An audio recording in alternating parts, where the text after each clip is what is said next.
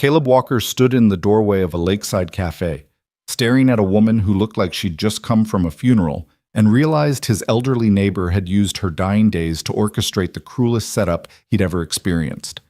What he didn't know yet was that this exhausted stranger across the room, this nurse who spoke about death the way most people discuss the weather, would force him to choose between the safe grief he'd wrapped around himself like armor and the terrifying possibility that his heart might still be capable of breaking open one more time. If you want to see how a dying woman's final act changed two broken people forever, stay with me until the end. And please, hit that like button and comment what city you're watching from. I love seeing how far these stories travel. The November rain had that particular Pacific Northwest quality that made everything look like a watercolor painting left out in the weather. Edges bleeding, colors running together, the whole world going soft and indistinct. Caleb Walker sat in his small kitchen watching droplets race down the window while his son ate cereal at the table behind him, and thought about how much his life had come to resemble that rain. 3 years of it now.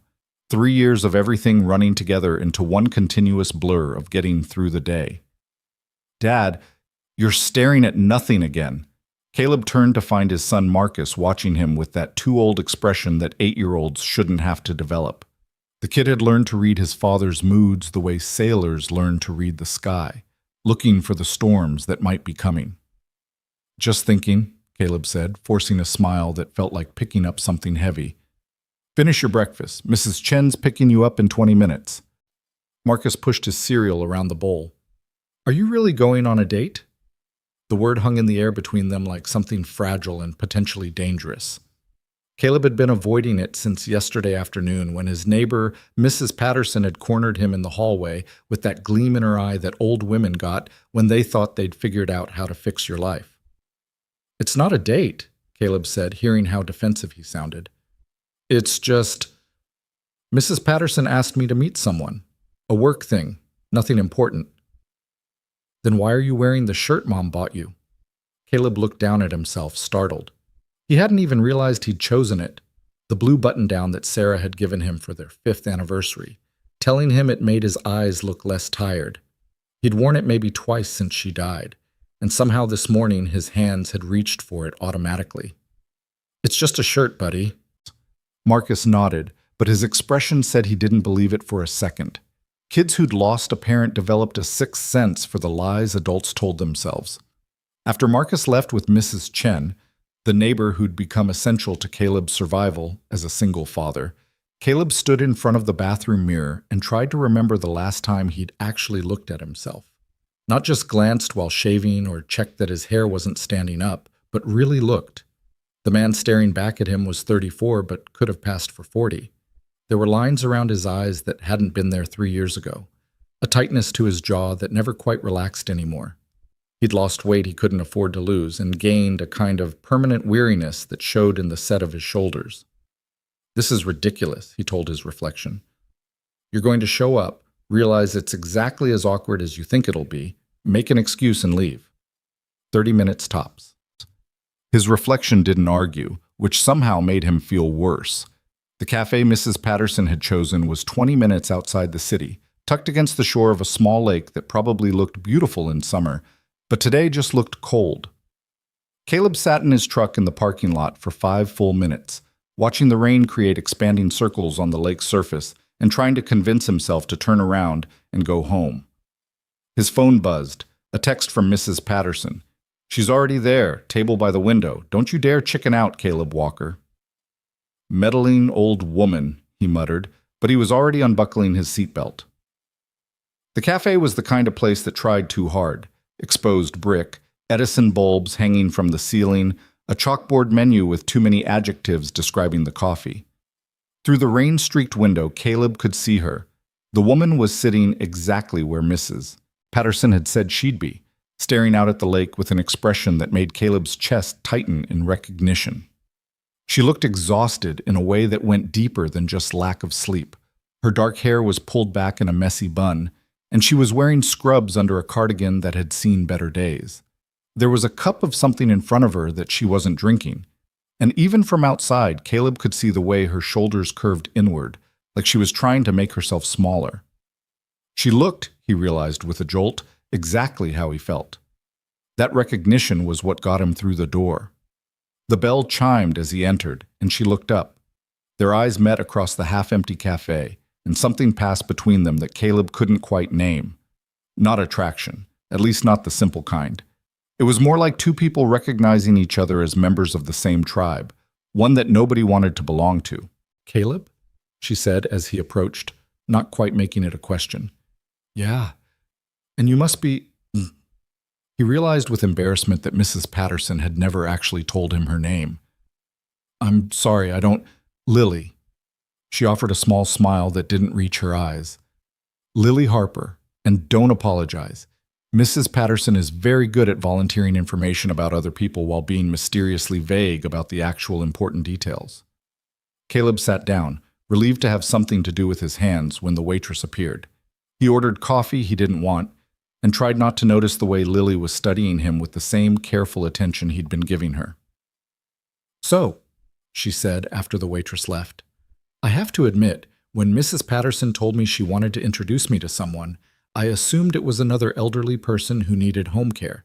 She was pretty insistent that this was a work meeting."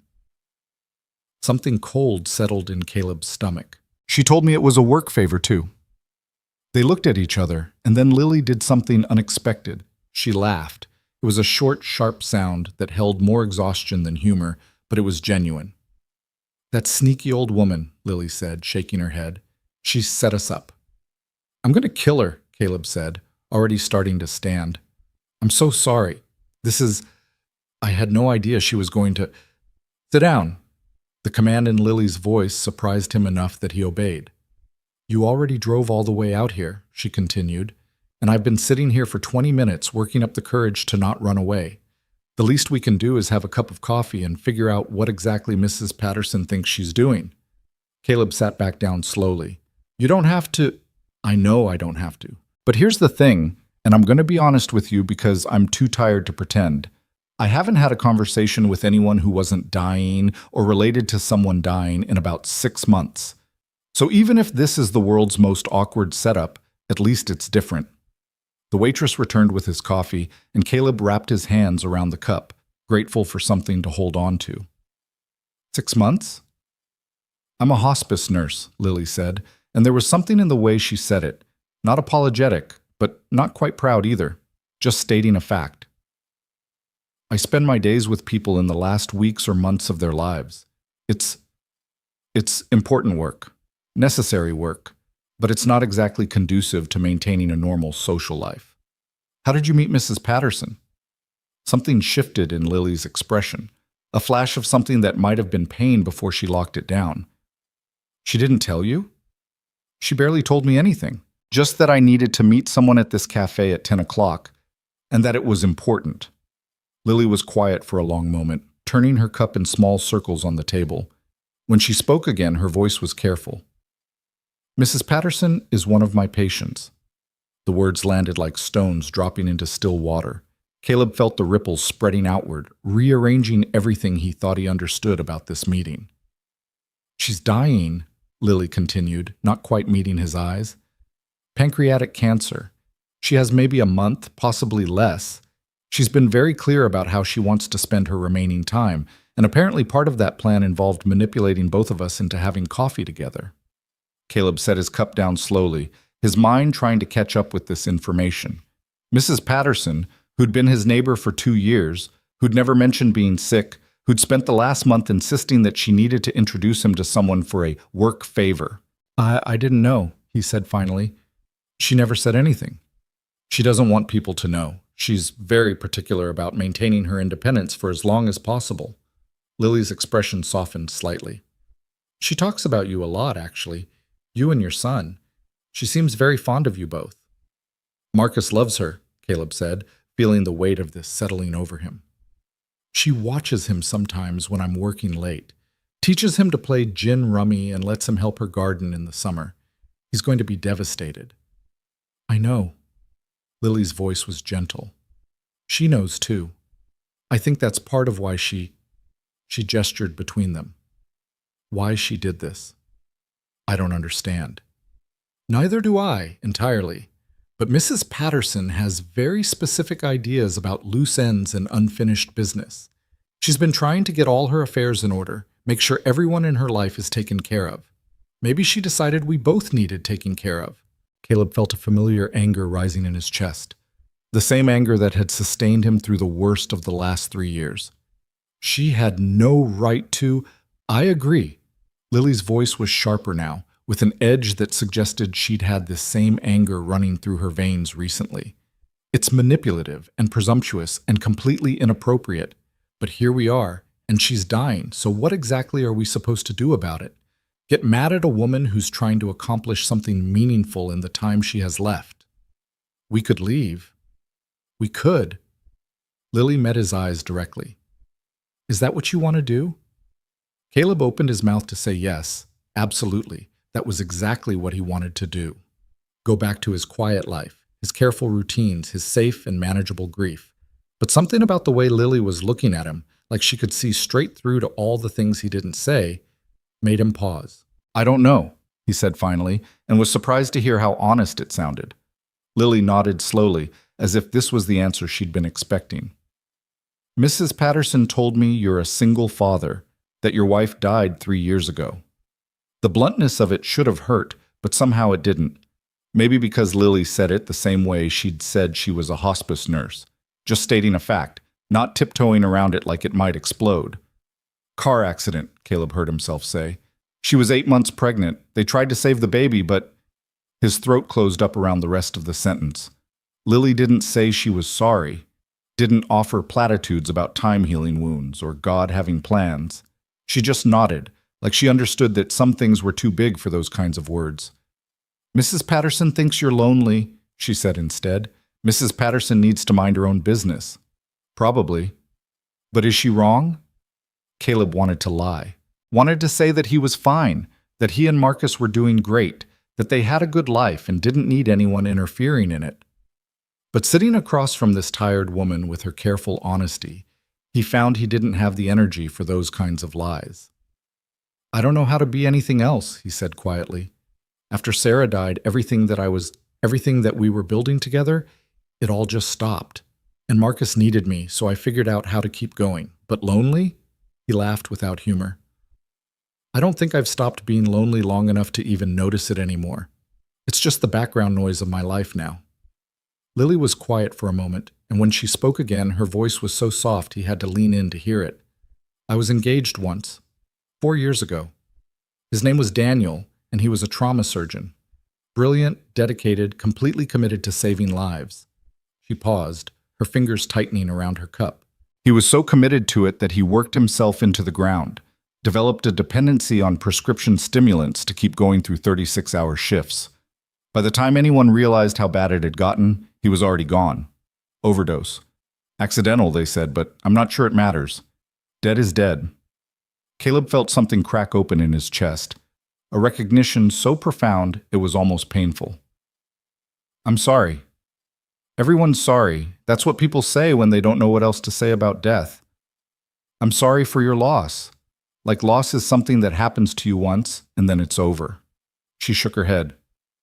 But it's not over. It's with you every day.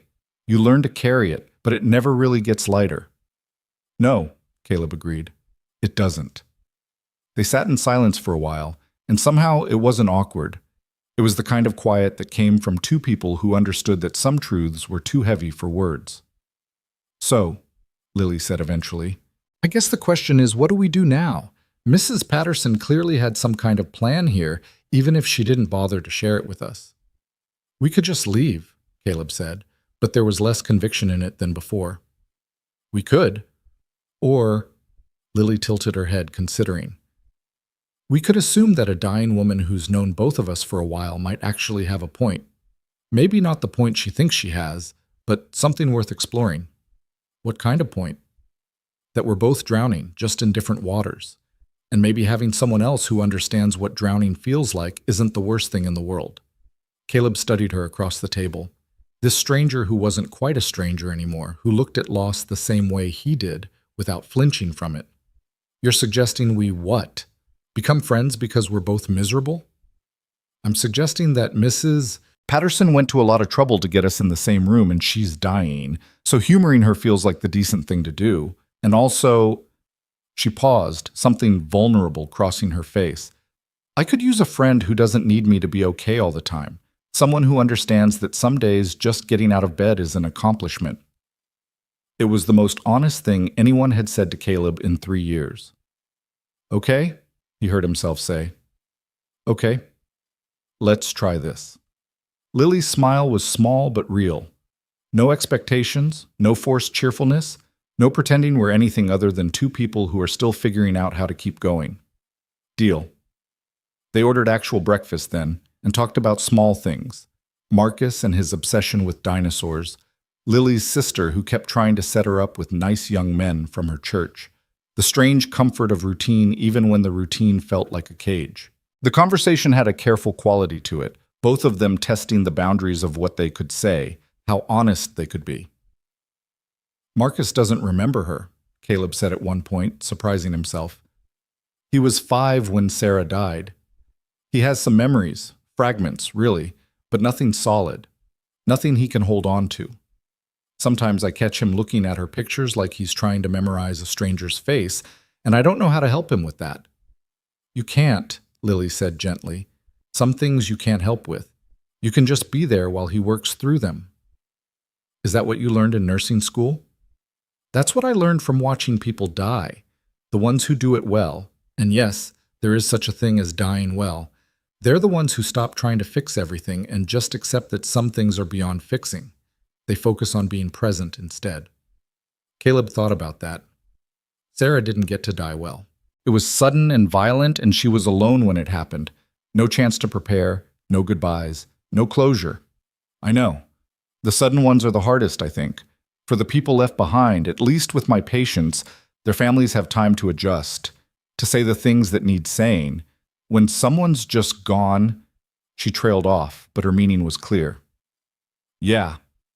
They talked for 2 hours.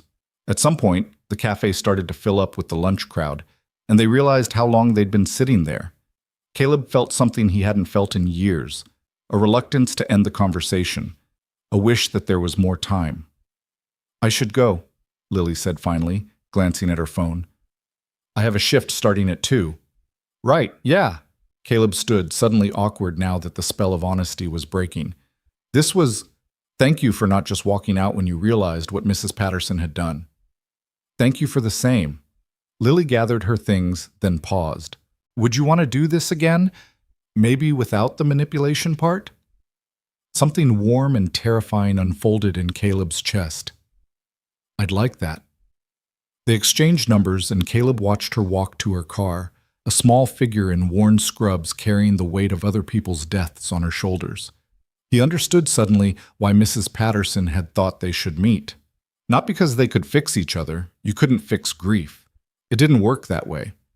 But because maybe they could understand each other in a way that people who hadn't lost everything couldn't quite manage. When he got home, Mrs. Patterson was waiting in the hallway outside his apartment. She looked smaller than he remembered, more fragile, and Caleb felt anger and affection warring in his chest. You're a meddling old woman, he said. I know. She didn't sound remotely apologetic. How did it go? You know how it went. I'm sure Lily already told you. She said you were nice, that you talked for a long time. Mrs. Patterson studied his face with sharp eyes that missed nothing. Did I do right, Caleb? I know I had no business interfering, but I couldn't just... She paused, and for the first time he saw real uncertainty in her expression. I'm running out of time to make sure people are okay, to finish things. Caleb felt his anger deflate. He sat down on the hallway floor, his back against the wall, suddenly too tired to stand. After a moment, Mrs. Patterson lowered herself down beside him with a soft grunt. Why didn't you tell me you were sick? He asked. Because then you would have looked at me differently. The way people do when they know you're dying. Like I'm already a ghost. She shook her head. I wanted to be Mrs. Patterson for as long as I could be. Not Mrs. Patterson who has cancer. Marcus is going to be heartbroken. I know, I hate that, but Caleb... She reached over and took his hand with her papery fingers. You can't protect him from loss forever. You can only teach him how to survive it. How to let himself love people even though losing them hurts like hell. Is that what this was about? You and Lily? Partly. But it's also about you. You've been so careful these last 3 years, so controlled. You keep yourself and Marcus in this little bubble where nothing can hurt you anymore. But that's not living, sweetheart. That's just not dying. The words hit harder than they should have. I'm doing the best I can. I know you are. But your best can include letting someone in, not because they'll fix you or make the pain go away, but because humans aren't meant to carry grief alone. We're pack animals. We need each other, especially in the dark times. Caleb leaned his head back against the wall. Did you plan what you were going to say to both of us? Make sure it was all meaningful and profound since you're dying? Absolutely. I've been practicing in the mirror. She squeezed his hand. One of the few benefits of knowing your expiration date, you can prepare your speeches. Despite everything, Caleb laughed. You're impossible. I'm dying. It gives me certain privileges. Her voice turned serious. Lily is a good person, Caleb. She's been hurt too, and she understands what it costs to keep going when everything in you wants to stop. I'm not saying you have to fall in love with her or make her Marcus's new mother or any of that nonsense. I'm just saying you deserve to have someone in your life who sees you, really sees you, not the careful mask you wear for everyone else. What if I don't know how to do that anymore? Then you learn. Same way you learned how to be a single father, how to help Marcus with his homework, how to fix his meals and read him stories and tuck him in at night. You didn't know how to do any of that either at first, but you figured it out because you had to. She paused. This is the same thing. You have to figure out how to let yourself be human again. Not just a father, not just a grieving widower, but a whole person who might want things for himself. They sat in silence for a while, two people at very different points in their relationship with death, both trying to make sense of what came next. I should pick up Marcus, Caleb said finally. Before you go, Mrs. Patterson pulled something from her cardigan pocket, an envelope with his name on it in her careful handwriting. Don't open this until later, after Marcus is asleep. Promise me. What is it? A letter. Some things are easier to write than say. She struggled to her feet and Caleb helped her up. Thank you for meeting Lily, for giving an old woman's final meddling a chance. Thank you for meddling, Caleb said, and was surprised to find he meant it. That night, after Marcus was asleep, Caleb opened the envelope. The letter inside was written in the same careful hand as his name on the outside, but there were places where the writing wavered, as if she'd been too tired or too emotional to keep it steady. Dear Caleb, if you're reading this, you've met Lily, and you didn't immediately run for the hills. That's progress. I know I had no right to interfere in your life. If you're angry about it, you're entitled to that anger. But I'm dying, and dying has a way of clarifying what matters. And what matters is this. You're a good man, Caleb Walker, a good father, a good neighbor. But you're not allowing yourself to be anything beyond that. I've watched you for 2 years now, and I've seen how carefully you've constructed your life. Everything planned, everything controlled, no room for spontaneity or surprise or messiness. You think you're protecting Marcus by keeping your world small and safe. But what you're really teaching him is that love hurts too much to risk, that it's better to be alone than to open yourself up to loss again. Lily understands loss in a way that most people don't. She's built her whole life around helping people through the worst moments they'll ever face. And like you, she's forgotten that she's allowed to have moments of her own. Happy moments, messy moments, moments that aren't about death and grief and getting through another day. I'm not saying you have to fall in love with her. I'm saying you deserve the chance to find out if you could. You deserve to let yourself feel something other than the careful numbness you've wrapped yourself in.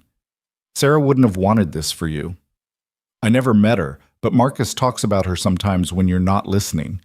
He says she laughed a lot, that she loved too hard and too fast, and that she made everything feel like an adventure. That sounds like someone who would want you to keep living, not just surviving. One more thing, and then I'll stop lecturing you. I promise this is the last lecture. I'm running out of time for them anyway. Marcus is watching you, learning from you. Right now, you're teaching him that when someone you love dies, you close yourself off from ever being hurt like that again. But what if you could teach him something different? What if you could show him that yes, love hurts when you lose it, but it's still worth having? that the risk is part of what makes it precious. Please think about that. And please give Lily a chance. Give yourself a chance. With all my interfering, meddling affection, Margaret Patterson. P.S. I've left instructions for my memorial service. No tears, no black clothes, no somber music. If people can't celebrate that I lived instead of mourning that I died, they can stay home. Make sure Marcus knows he's invited. And bring Lily. Caleb read the letter 3 times and then sat in the dark living room with it resting on his knees, feeling like something fundamental had shifted in the architecture of his life. Mrs. Patterson was right about all of it. He'd been so focused on not getting hurt again that he'd forgotten how to actually live. His phone buzzed, a text from Lily. "Thank you for today. I know it was weird and uncomfortable and neither of us asked for it, but it was nice to talk to someone who understands." Caleb stared at the message for a long time before responding. "Same. Want to try it again sometime, without the dying woman's manipulation?" The reply came quickly. "Absolutely. Fair warning, though, I'm not great at this. At people. At letting anyone see the mess. Me neither. Maybe we can be terrible at it together. Deal."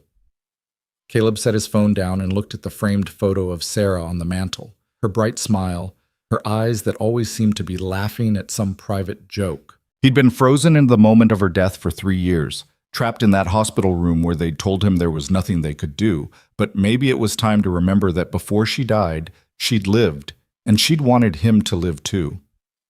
"Okay," he whispered to her picture. "Okay, I'll try." In his room down the hall, Marcus slept peacefully, dreaming whatever dreams 8-year-olds had.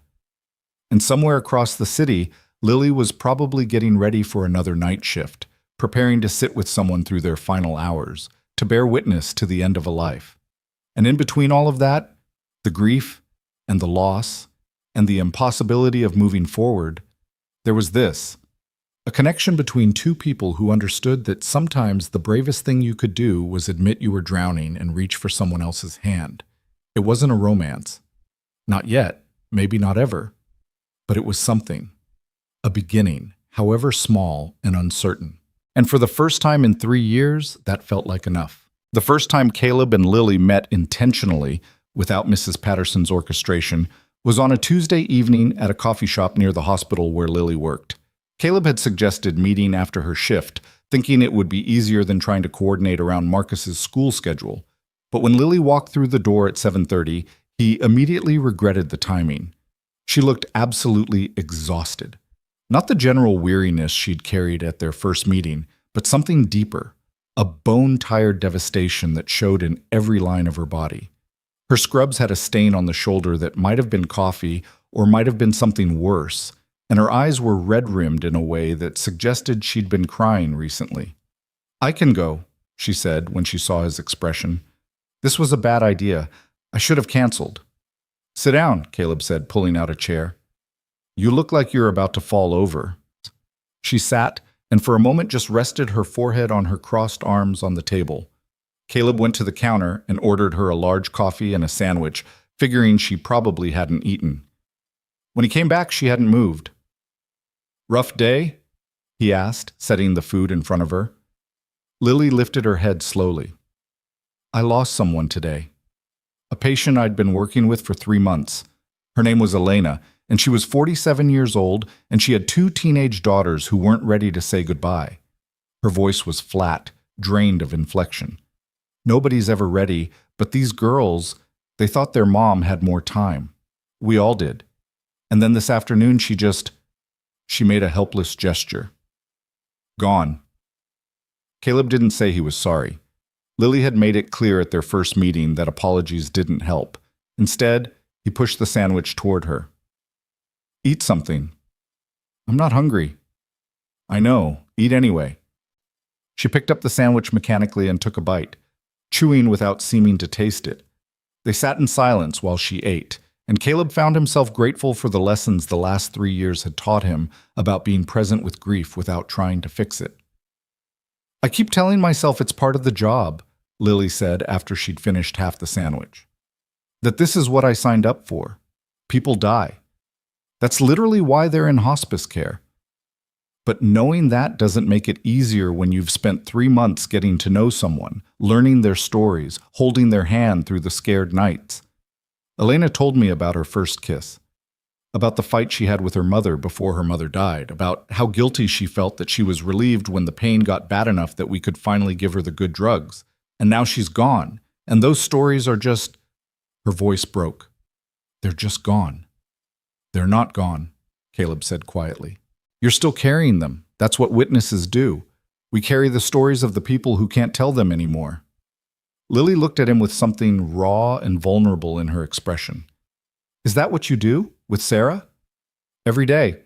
I tell Marcus stories about her, about how she couldn't cook to save her life but kept trying anyway, burning dinner at least twice a week. How she sang off key in the shower and left books in every room of the house because she could never finish one before starting another. How she cried at commercials but never at sad movies because she said commercials were honest about their manipulation. He paused, feeling the familiar ache in his chest. The stories are what I have left, so I hold on to them. Does it help? Sometimes it makes it worse, remembering how much I lost. But I think... He struggled to find the right words. I think the remembering is important even when it hurts. Maybe especially when it hurts. Lily was quiet for a long moment, turning her coffee cup in slow circles.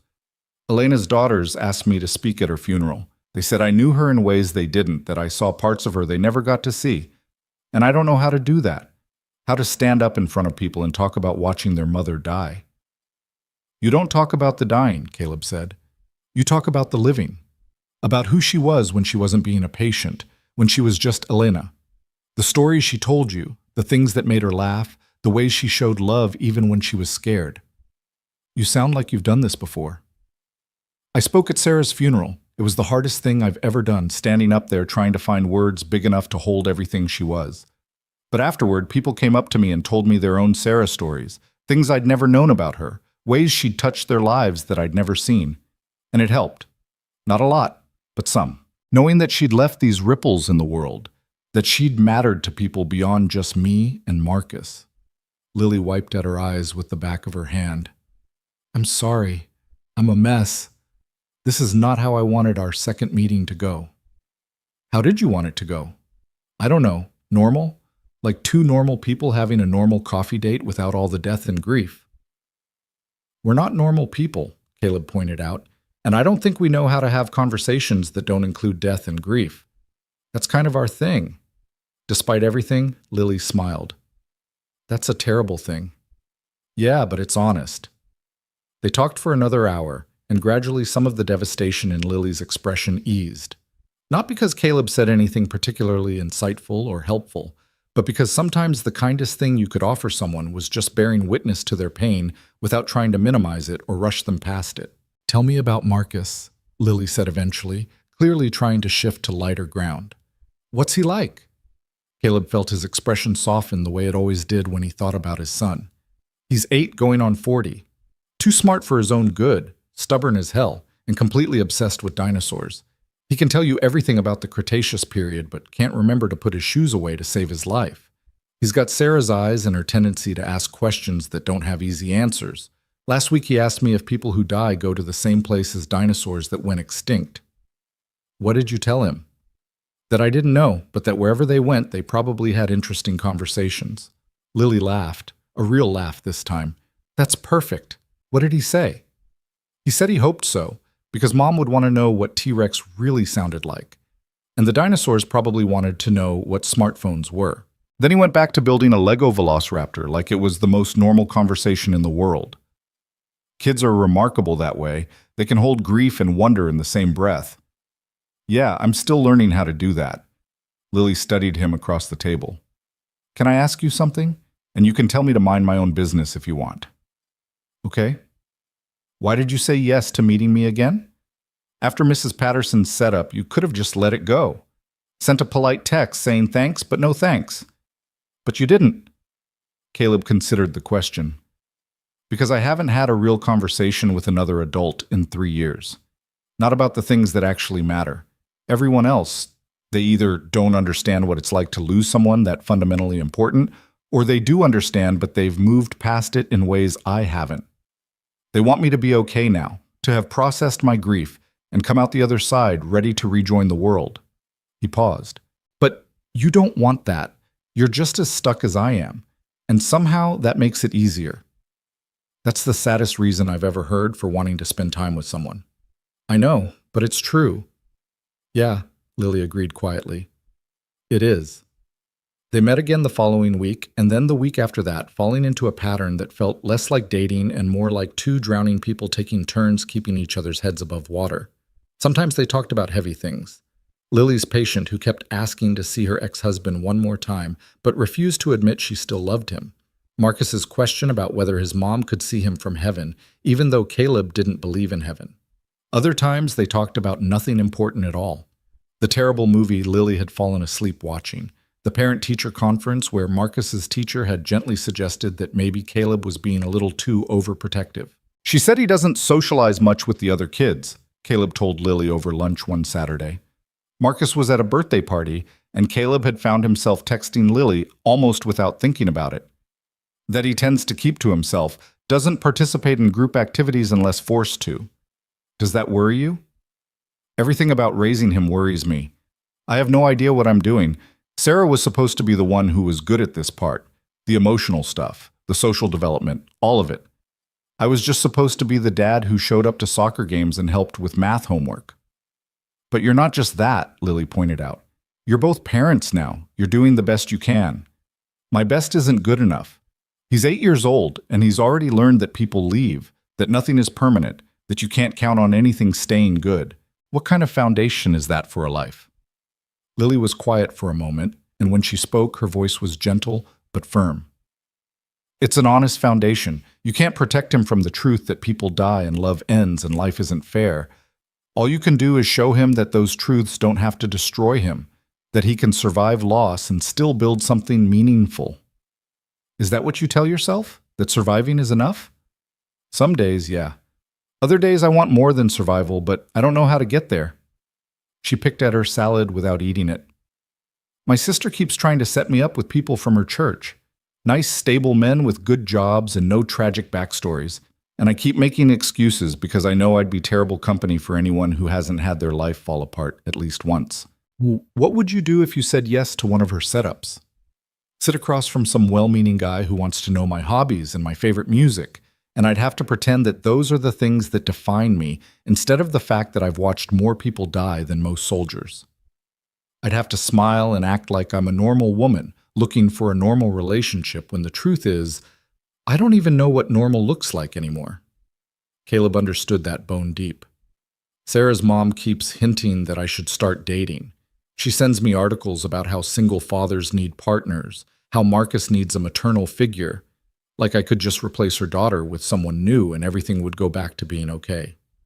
People who haven't lost someone like that, they don't get it. They think grief has a timeline, that if you just follow the steps, you'll eventually arrive at acceptance and move on. But it doesn't work that way. No, Caleb agreed. It doesn't. The weird thing was that somewhere in all these conversations about grief and loss and survival, something lighter started to emerge. Lily made Caleb laugh with her dry observations about the absurdities of hospital bureaucracy. Caleb found himself looking forward to their meetings, checking his phone more often than he wanted to admit to see if she'd texted. It wasn't romance, they were both too broken for that, too careful with their damaged hearts, but it was connection, and that was more than either of them had expected to find. Mrs. Patterson noticed, of course. She'd grown frailer in the weeks since Caleb had first met Lily, her skin taking on a papery quality that spoke of how little time she had left. But her mind was still sharp, and she watched Caleb with knowing eyes whenever he came home from meeting Lily. "You're smiling more," she told him one afternoon when he stopped by to check on her. "Am I?" "Don't play dumb. It doesn't suit you." She gestured for him to sit down, and Caleb lowered himself into the chair across from her. "How's Lily?" "She's good. Tired, but good." "And you two are what exactly? Friends? Something more?" Caleb shifted uncomfortably. "I don't know what we are. We talk. We meet for coffee or lunch. We're both too messed up for anything more complicated than that." Being messed up isn't the barrier you think it is, Mrs. Patterson said. Sometimes the most honest relationships are the ones between people who've stopped pretending they have it all together. Is that what you and Mr. Patterson had? Her expression softened with memory. Harold and I met 6 months after his first wife died of tuberculosis. He was a widower with 3 young children, drowning in grief and responsibility. I was a nurse who'd spent the war years watching young men die in field hospitals. We were both carrying more than we thought we could bear. She smiled. Everyone said we were too broken to build anything real, that we'd just drag each other down. But they were wrong. We didn't fix each other. You can't fix that kind of damage. But we understood each other, and sometimes understanding is enough. I'm not trying to replace Sarah, Caleb said quietly. I know you're not. But you're allowed to want something for yourself beyond just being Marcus's father and Sarah's grieving widower. You're allowed to be a whole person with needs and desires and the capacity for new connections. What if I don't know how to do that anymore? Then you learn, the same way you learned everything else. She reached over and patted his hand. The world didn't stop needing you to be human just because part of you died with Sarah. And Lily, she needs someone to remind her she's human too, that she's more than just a witness to other people's deaths. 3 weeks after that conversation, Lily called Caleb at 2 a.m. He answered on the second ring, his heart already racing with the certainty that something was wrong. Can you talk?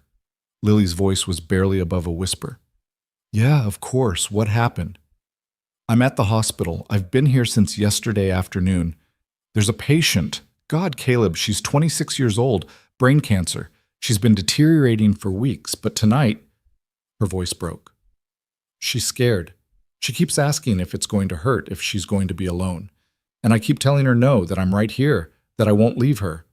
But I don't know if that's true. What if I'm lying? What if it does hurt? What if... Lily.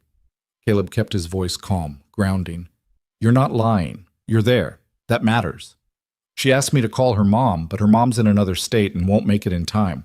So I'm holding her hand and I'm pretending to be, I don't even know what. A friend? A surrogate family member? Someone who cares enough that dying alone isn't quite so alone? You care, Caleb said. That's not pretending. You care about her and you're there when it matters most. That's not nothing. Lily was quiet for a moment, and he could hear the ragged quality of her breathing. I hate this. I hate that this is my job, that I've built my life around this. What kind of person chooses to spend their time with dying people? The kind of person who understands that everyone deserves dignity in their final moments. The kind of person who's brave enough to witness pain without looking away. Caleb sat up in bed, fully awake now. Do you want me to come there? You can't. Marcus... Mrs. Chen is downstairs. I can ask her to listen for Marcus. I can be there in 20 minutes. There was a long pause. You'd do that? Yeah, I would. Her voice trembled. Okay. Yes. Please. Caleb dressed quickly, knocked on Mrs. Chen's door and explained the situation in whispered sentences, then drove to the hospital through empty streets. He found Lily in a private room on the 4th floor, sitting beside a bed where a young woman lay unconscious, her breathing shallow and irregular. Lily looked up when he entered, and something in her expression cracked. She died 10 minutes ago, Lily said. Her mom called right before... She got to say goodbye over the phone. That's something, right? Caleb crossed to her and pulled her up from the chair, wrapping his arms around her without asking permission. Lily stood rigid for a moment and then collapsed against him, her whole body shaking with sobs that she'd clearly been holding back for hours. It's okay, he murmured against her hair. I've got you. It's not okay. It's not... She was 26. She should have had her whole life ahead of her. I know. They stood there while Lily cried, and Caleb held her and didn't try to make it better because there was no making this better. There was only bearing witness to the unbearable and refusing to let her do it alone. Eventually, Lily's sobs quieted to shaky breaths. She pulled back, wiping at her face with embarrassment. I'm sorry. That was... Don't, Caleb said firmly. Don't apologize for being human. I should be better at this. I should be able to be... Nobody's that good at watching people die, Lily. If you were, you wouldn't be the kind of nurse these people need. She looked at him, really looked at him, and something shifted in her expression. "Thank you for coming." "Of course." They left the hospital together as dawn was breaking over the city, turning everything gold and temporary. Caleb drove Lily to her apartment, a small studio in a converted warehouse where nothing matched, and everything looked like she'd grabbed it from whatever secondhand store was closest. "Do you want me to stay?" he asked as she unlocked her door. "I can make you breakfast, or just sit with you if you don't want to be alone." Lily turned to look at him, and there was something raw and uncertain in her face. "Why are you doing this? Being this kind to me?" "Because you'd do the same for me. Because we're—" He struggled to find the right word. "We're in this together, whatever this is. This is two broken people pretending they can hold each other up. Maybe, but it's working, isn't it? Better than being broken alone." Lily stepped closer to him, close enough that he could see the exhaustion etched into every line of her face. "I'm scared." "Of what?" "Of this. Of needing you. Of letting myself want something good when everything good I've ever had has been taken away." Caleb understood that fear intimately. "I'm scared too. What if we just make each other worse? What if—" He kissed her. It wasn't planned, wasn't something he'd thought about doing, but she was standing there looking terrified and brave, and so much like he felt that he couldn't help it. Her lips were soft and tasted like salt from her tears, and for a moment she froze against him. Then she kissed him back. It wasn't a passionate kiss, wasn't the kind of thing movies were made of. It was tentative and scared and tasted like grief and hope in equal measure. When they broke apart, Lily was looking at him with wide eyes. "That was—" she started. "A mistake?" Caleb offered, already regretting his impulse. "I was going to say terrifying." She touched her lips like she couldn't quite believe what had just happened. "But maybe not a mistake." They stood in her doorway as the city woke up around them, two people who'd been drowning separately trying to figure out if they were brave enough to learn to swim together. And for the first time since Sarah died, Caleb felt something other than grief and fear and the desperate need to just keep going. He felt possibility. The kiss changed everything and nothing at the same time. Caleb drove home that morning with his mind spinning, trying to reconcile the careful boundaries he'd built around his heart with the fact that he'd just crossed them without thinking. When he walked into his apartment, Mrs. Chen was making breakfast for Marcus, and she took one look at his face and smiled knowingly. "Everything okay with your friend?" she asked in her careful English. "Yeah, she just needed someone. And you needed to be that someone." It wasn't a question. Mrs. Chen had a way of seeing straight through to truths that people tried to hide. "Good. You've been alone too long." Marcus looked up from his cereal with the suspicious expression kids got when they sensed the adults were keeping secrets. "Where did you go?" "A friend needed help," Caleb said, which was true even if it wasn't the whole truth. "What kind of help?" "Sometimes people just need someone to sit with them when things are hard, to remind them they're not alone." Marcus considered this with the seriousness he brought to most things. Like how Mrs. Patterson sits with people who are dying. The question hit harder than it should have. "Yeah, buddy, kind of like that." "Is your friend dying?" "No, she just had a bad night at work." Marcus went back to his cereal, apparently satisfied, but Caleb caught Mrs. Chen watching him with an expression that suggested she understood far more than he'd said. After she left and Marcus was occupied with his Lego dinosaurs, Caleb's phone buzzed with a text from Lily. The message was simple. "Thank you for last night, for coming, for everything." He stared at it for a long moment before typing back. "Are we going to talk about what happened?" 3 dots appeared, disappeared, appeared again. Finally, "Do we have to?" "Probably should." "I know, I just don't know what to say about it. I don't know what it means." Caleb sat on his couch, watching Marcus build an elaborate Cretaceous scene across the living room floor, and tried to figure out what he wanted it to mean. The honest answer was that he didn't know. The kiss had felt right in the moment, a natural extension of the connection they'd been building over weeks of raw conversations and shared grief. But in the clear light of day, it felt complicated in ways he wasn't sure he was ready to navigate. "Can we just see what happens?" he typed. "No pressure, no expectations. Just keep doing what we've been doing and see where it goes." The response came quickly. I can do that, I think. They met for coffee the next day, and the first few minutes were awkward in a way their previous meetings hadn't been. They both seemed hyper-aware of the physical space between them, of what touching might mean now that they'd crossed that line. But eventually, they fell back into their usual rhythm of honest conversation, and the awkwardness faded into something more comfortable.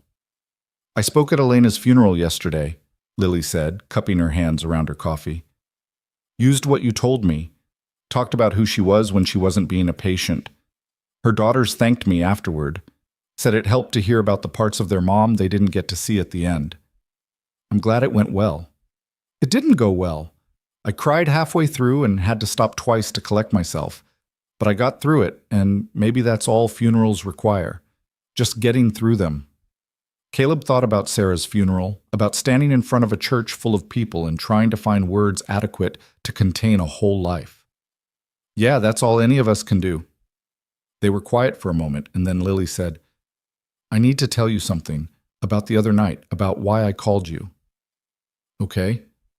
It wasn't just because my patient died. I mean, that was part of it, but she paused, choosing her words carefully. I've been doing this work for 6 years. I've sat with hundreds of people as they died. And I've always been able to maintain some distance, to separate who I am from what I do. But lately, that separation has been getting harder.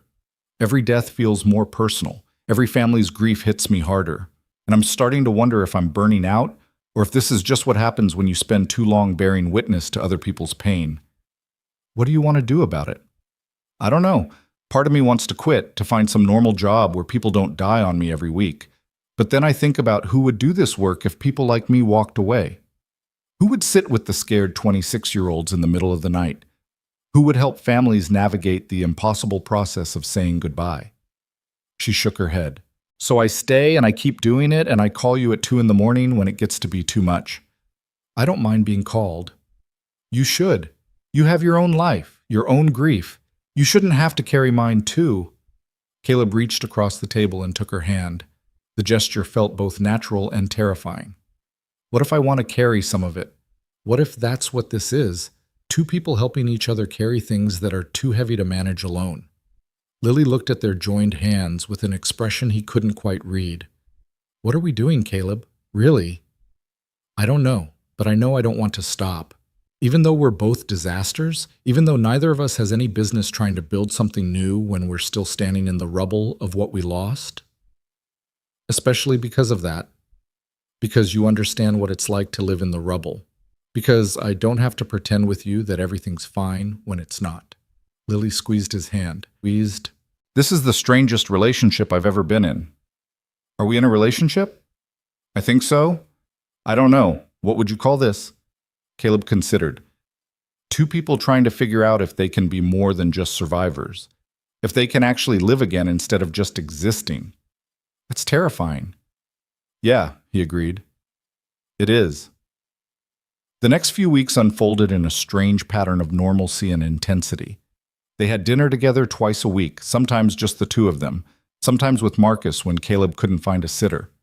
Lily was surprisingly good with his son, treating him like a small adult rather than a child, asking him serious questions about his dinosaur knowledge and listening to his answers with genuine interest. Did your mom like dinosaurs? Marcus asked her one evening while they were eating pizza at Caleb's apartment. Lily didn't flinch at the question the way most adults would have. I don't know. I never met your mom, but your dad could probably tell you.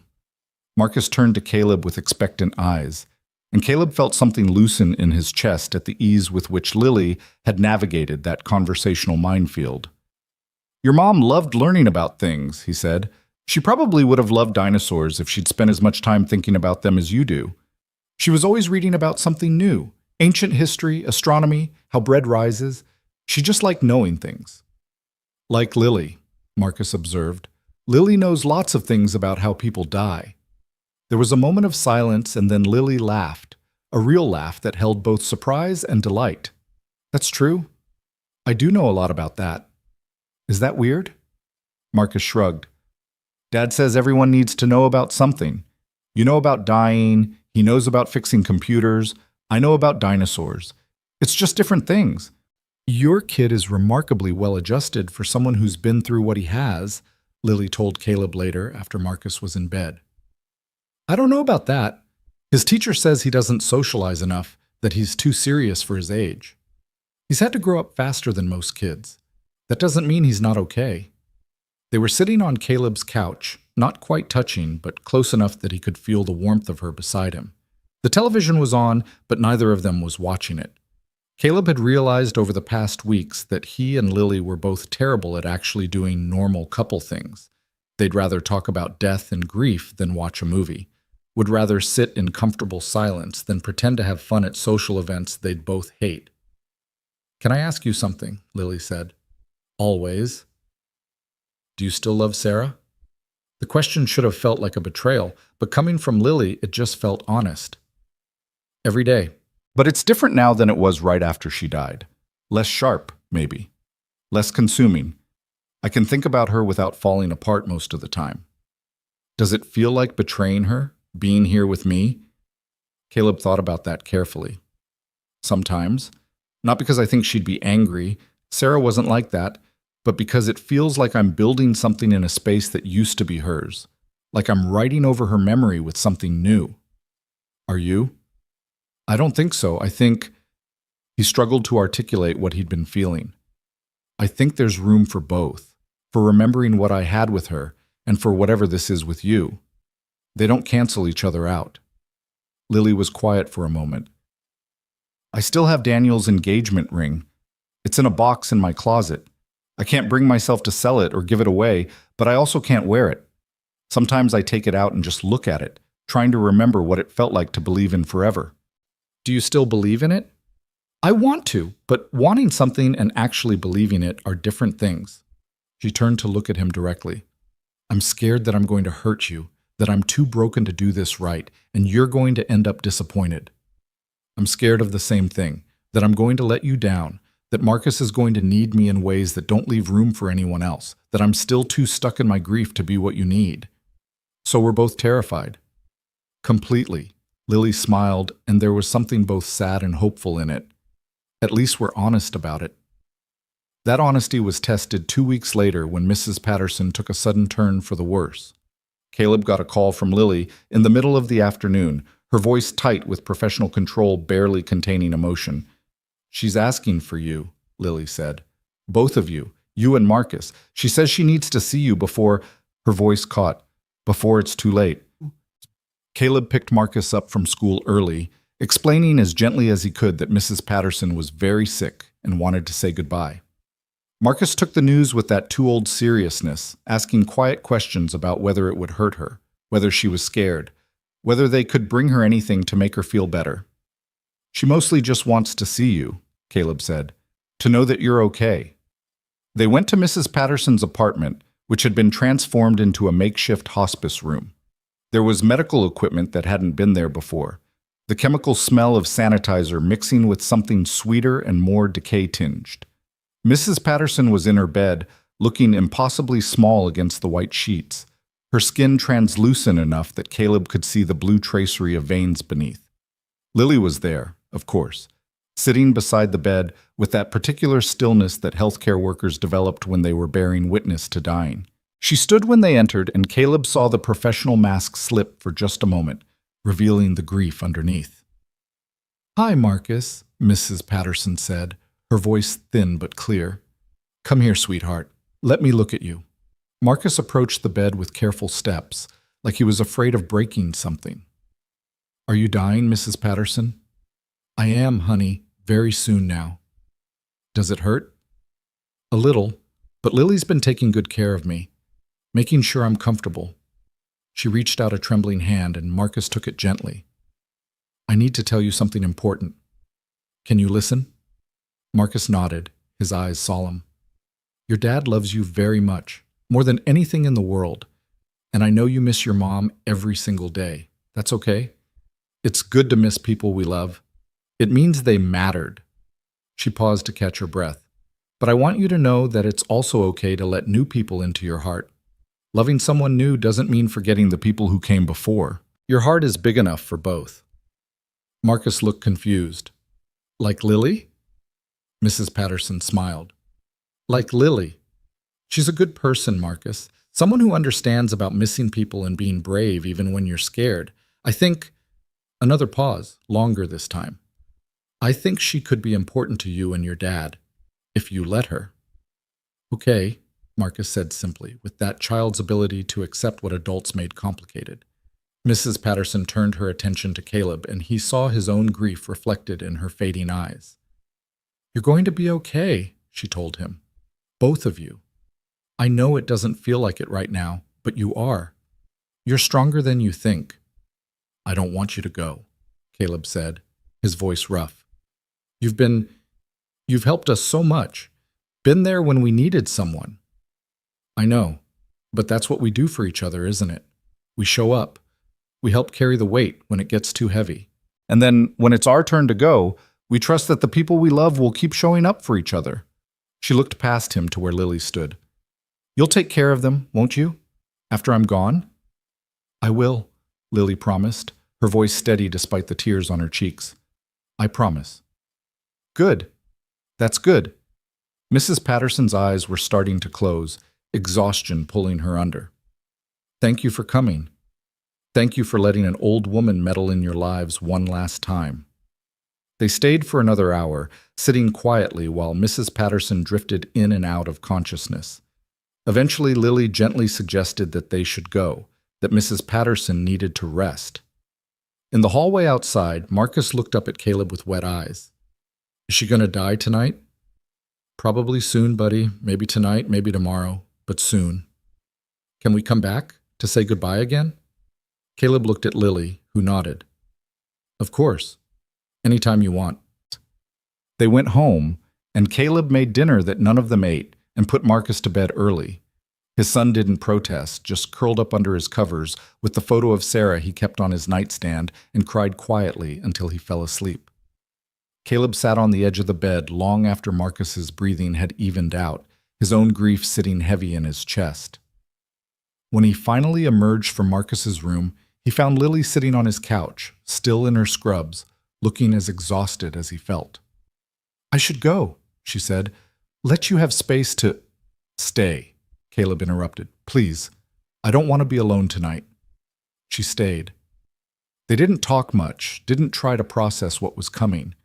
They just sat together in the quiet darkness of his living room, two people who understood that sometimes the kindest thing you could offer someone was just your presence. Mrs. Patterson died 3 days later, in the early morning hours when the world was still and quiet. Lily called Caleb just after dawn, her voice professional and gentle and utterly destroyed. She went peacefully, Lily said, in her sleep. No pain at the end, just a gentle letting go. Caleb sat on the edge of his bed, phone pressed to his ear, and let himself cry for the woman who'd interfered in his life and changed it irrevocably. For the neighbor who'd watched Marcus and taught him card games and decided that two broken people needed to meet each other. For the dying woman who'd used her final days to give them a gift they hadn't known they needed.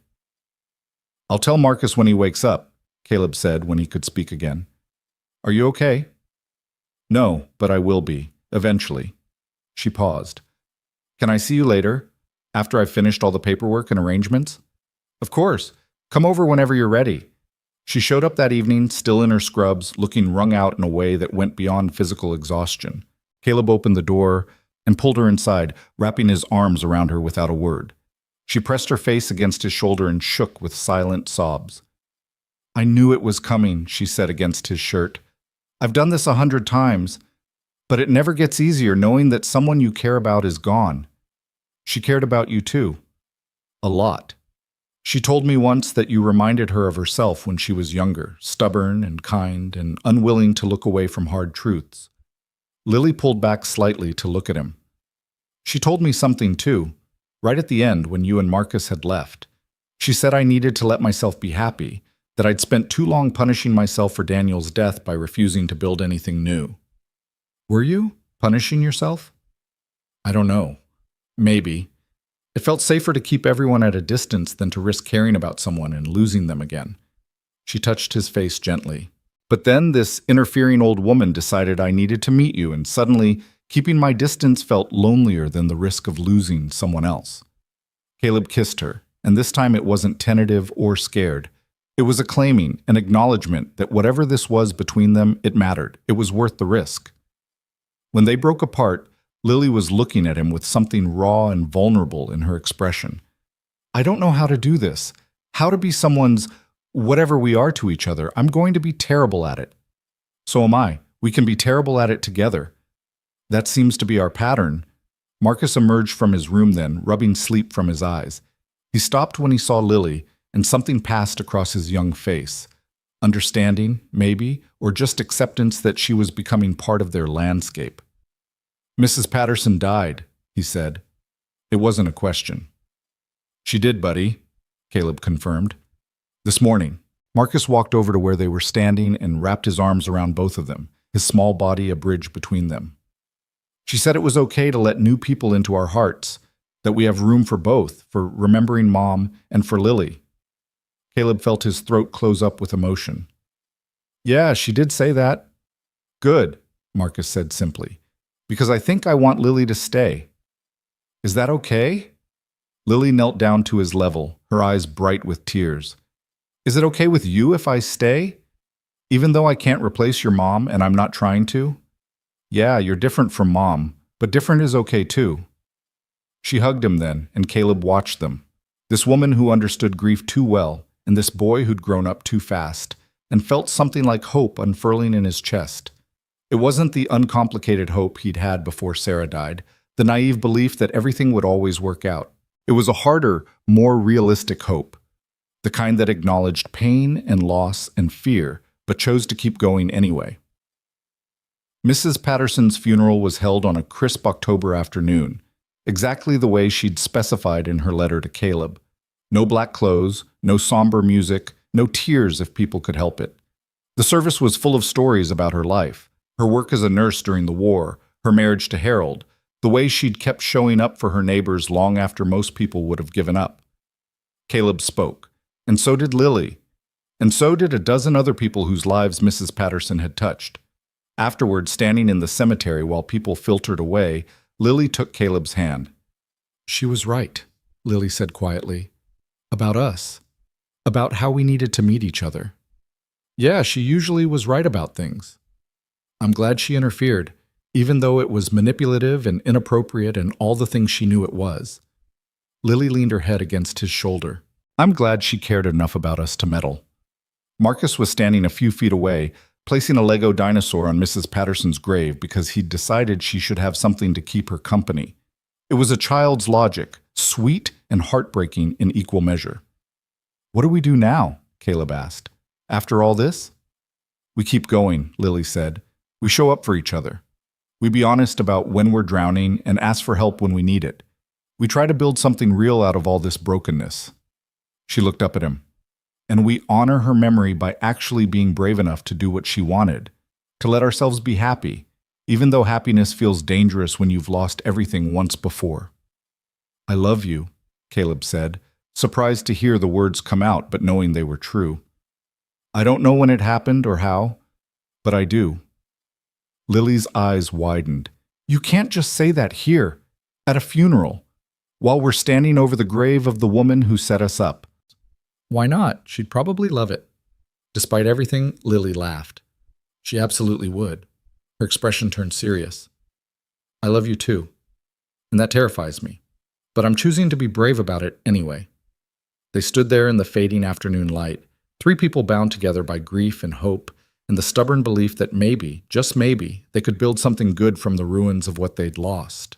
The weeks after Mrs. Patterson's funeral moved with a strange quality, like walking through water. Everything slowed down and heavy with meaning. Caleb found himself noticing small details he'd overlooked before. The way Lily hummed tunelessly when she was concentrating on something. How Marcus had started setting an extra place at dinner without being asked. The particular silence that filled his apartment when it was just him and his thoughts about what he was building and whether he deserved it. Lily spent more time at their apartment, though she maintained her own place with a kind of careful independence that Caleb understood was her way of keeping an escape route open.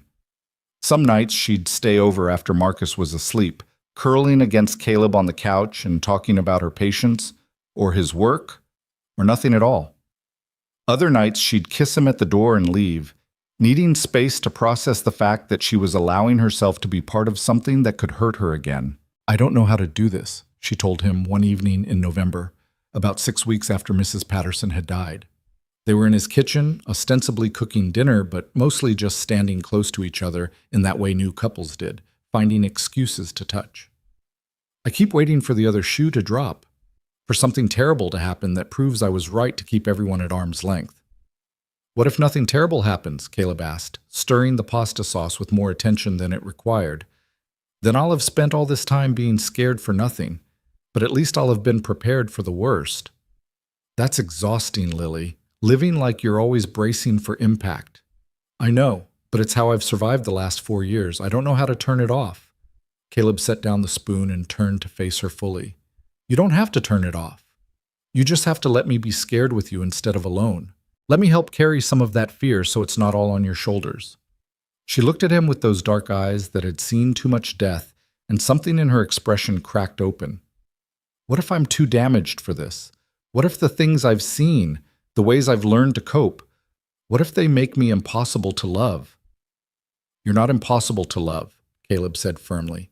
"You're just scared that you are. There's a difference." "How are you so sure?" "Because I love you, and I've seen all your damage, all your careful walls, all the ways you try to protect yourself from getting hurt again.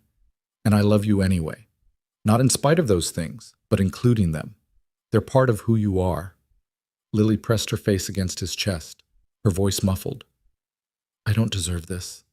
Don't deserve you and Marcus, and this second chance at something normal. Normal is overrated, and you deserve everything good that comes your way, even if you don't believe it yet." Marcus walked into the kitchen then, homework in hand, and stopped when he saw them standing there. He'd gotten used to seeing them close like this, had adapted to Lily's presence with that remarkable flexibility children had when adults didn't make things weird. "Are you guys going to get married?" he asked with his characteristic bluntness. Caleb felt Lily stiffen in his arms. "That's not... We haven't talked about... It's okay if you do," Marcus continued, apparently unbothered by their discomfort. "Tommy's dad got married again last year, and Tommy says it was weird at first, but now it's okay. His stepmom makes really good pancakes." "Can you make good pancakes?" Caleb asked Lily, trying to lighten the moment. "Terrible pancakes. They always come out burnt or undercooked, never in between." "Then I guess marriage is off the table," Caleb said, and Marcus giggled. But later, after Marcus was in bed and they were alone again, Lily brought it up. "Did that freak you out? Him asking about marriage?" "A little," Caleb admitted. "Not because I don't want that eventually, but because it feels too soon to be thinking about it. We've only been together a few months." "We've been together 4 months, which is nothing, really. People date for years before they even think about marriage." "Do you want to date for years?" Lily was quiet for a long moment. "I don't know. Part of me wants to take everything as slowly as possible, to make sure this is real before we make any permanent decisions. But another part of me thinks that if we're going to do this, we should actually do it.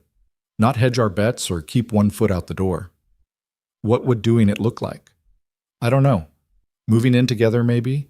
Combining our lives instead of keeping them separate. Actually building something instead of just seeing what happens." She paused. "But that terrifies me. Because what if we try that and it doesn't work? What if we realize we're better as 2 separate broken people than as one joined mess?" Caleb understood that fear intimately. "We could fail. That's always a possibility. But we could also succeed. Build something real and lasting that neither of us thought we'd get a second chance at." "You make it sound so simple." "It's not simple at all. It's terrifying and complicated, and there are no guarantees, but I think..." He struggled to articulate what he'd been feeling. "I think we owe it to ourselves to at least try. Mrs. Patterson didn't bring us together so we could spend the rest of our lives being too scared to commit to anything." "She'd be insufferable if she could see us now," Lily said with a small smile. "Sitting here overthinking everything when she'd just tell us to get on with it already." "Yeah, she would." They sat in comfortable silence for a while, and then Lily said, "I'm not ready to move in yet, but I want to get there. I want to be brave enough to take that step. Then we'll work toward it. No rush, no pressure. We'll just keep showing up for each other until it feels right." But life had a way of forcing issues that people tried to take slowly. 2 weeks later, Lily's landlord informed her that the building was being sold and she had 60 days to find a new place. She told Caleb about it over coffee, her stress evident in the tight set of her shoulders. I've been looking at apartments, but everything in my price range is either too far from the hospital or in neighborhoods I don't feel safe in, and the places that are close and safe are way more than I can afford on a hospice nurse's salary. Caleb took a breath, knowing what he was about to offer and knowing it would change everything. Move in with us. Lily looked at him like he'd suggested they jump off a bridge together. We just talked about how we weren't ready for that. I know, but circumstances change. And paying rent on a place you hate when there's room at my apartment doesn't make sense, especially when we're already spending most nights together anyway. Caleb, moving in together because it's practical is not the same as moving in together because we're ready for that step in our relationship. That's how people end up resenting each other. Or it's how people who are overthinking things finally take the leap they've been too scared to take on their own. Lily set down her coffee cup with careful precision. What about Marcus? Have you asked him how he'd feel about me living there permanently? Not yet, but I know what he'd say. He asks me almost every morning if you're going to be there when he gets home from school. He saves the good parts of his day to tell you about. He drew you into his family tree project at school last week without asking permission. Caleb reached across the table to take her hand. You're already part of our family, Lily. Living with us would just make it official. This is crazy. We're talking about moving in together after 4 months because my landlord is selling the building. That's not a good reason. It's not the only reason. It's just the thing that's forcing us to make a decision we've been dancing around since Mrs. Patterson died. He squeezed her hand. I love you. I want you in my life permanently, not just as someone who visits. I want to wake up next to you every morning and come home to you every night. I want Marcus to have that stability of knowing you're not going anywhere. What if it doesn't work? What if we drive each other crazy and realize we were better off living separately? Then we'll figure it out together, the same way we figured out everything else. Lily pulled her hand back and pressed both palms against her face. I need to think about this. This is too big to decide right now. Okay, think about it. But Lily, he waited until she lowered her hands and looked at him. Don't say no just because you're scared. Say no if you genuinely think it's the wrong choice. But if you're only hesitating because you're terrified of being happy, that's different. She left without giving him an answer, and Caleb spent the rest of the day wondering if he'd pushed too hard, asked for too much too soon. When he picked up Marcus from school, his son immediately sensed something was off. Did you and Lily have a fight? Marcus asked as they walked to the car. Not a fight exactly, more like a disagreement about something important. Are you going to break up? The fear in Marcus's voice hit Caleb hard. His son had already lost one important person in his life. Of course, he was terrified of losing another. No, buddy, we're not breaking up. We just have to figure some things out. Like what? Caleb decided honesty was probably better than trying to protect Marcus from adult complications. Like whether Lily should move in with us. Her apartment building is being sold, and she needs to find a new place to live. I asked if she wanted to live with us instead. Marcus's face lit up. Really? She could live with us? Maybe, if she says yes. But it's a big decision, and she needs time to think about it.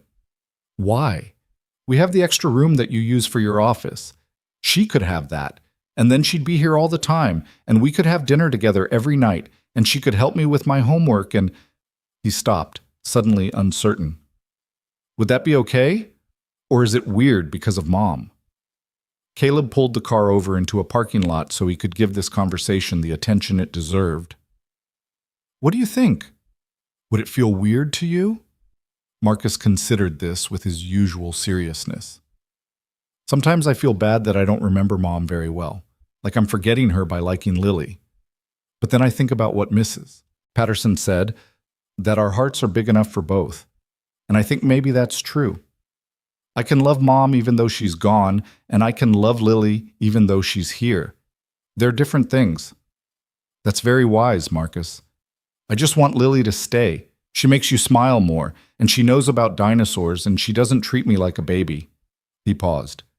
Do you think she'll say yes? I don't know. I hope so, but she's scared, and we need to give her space to figure out what she wants. They went home, and Caleb tried to distract himself with work and dinner and Marcus's bedtime routine.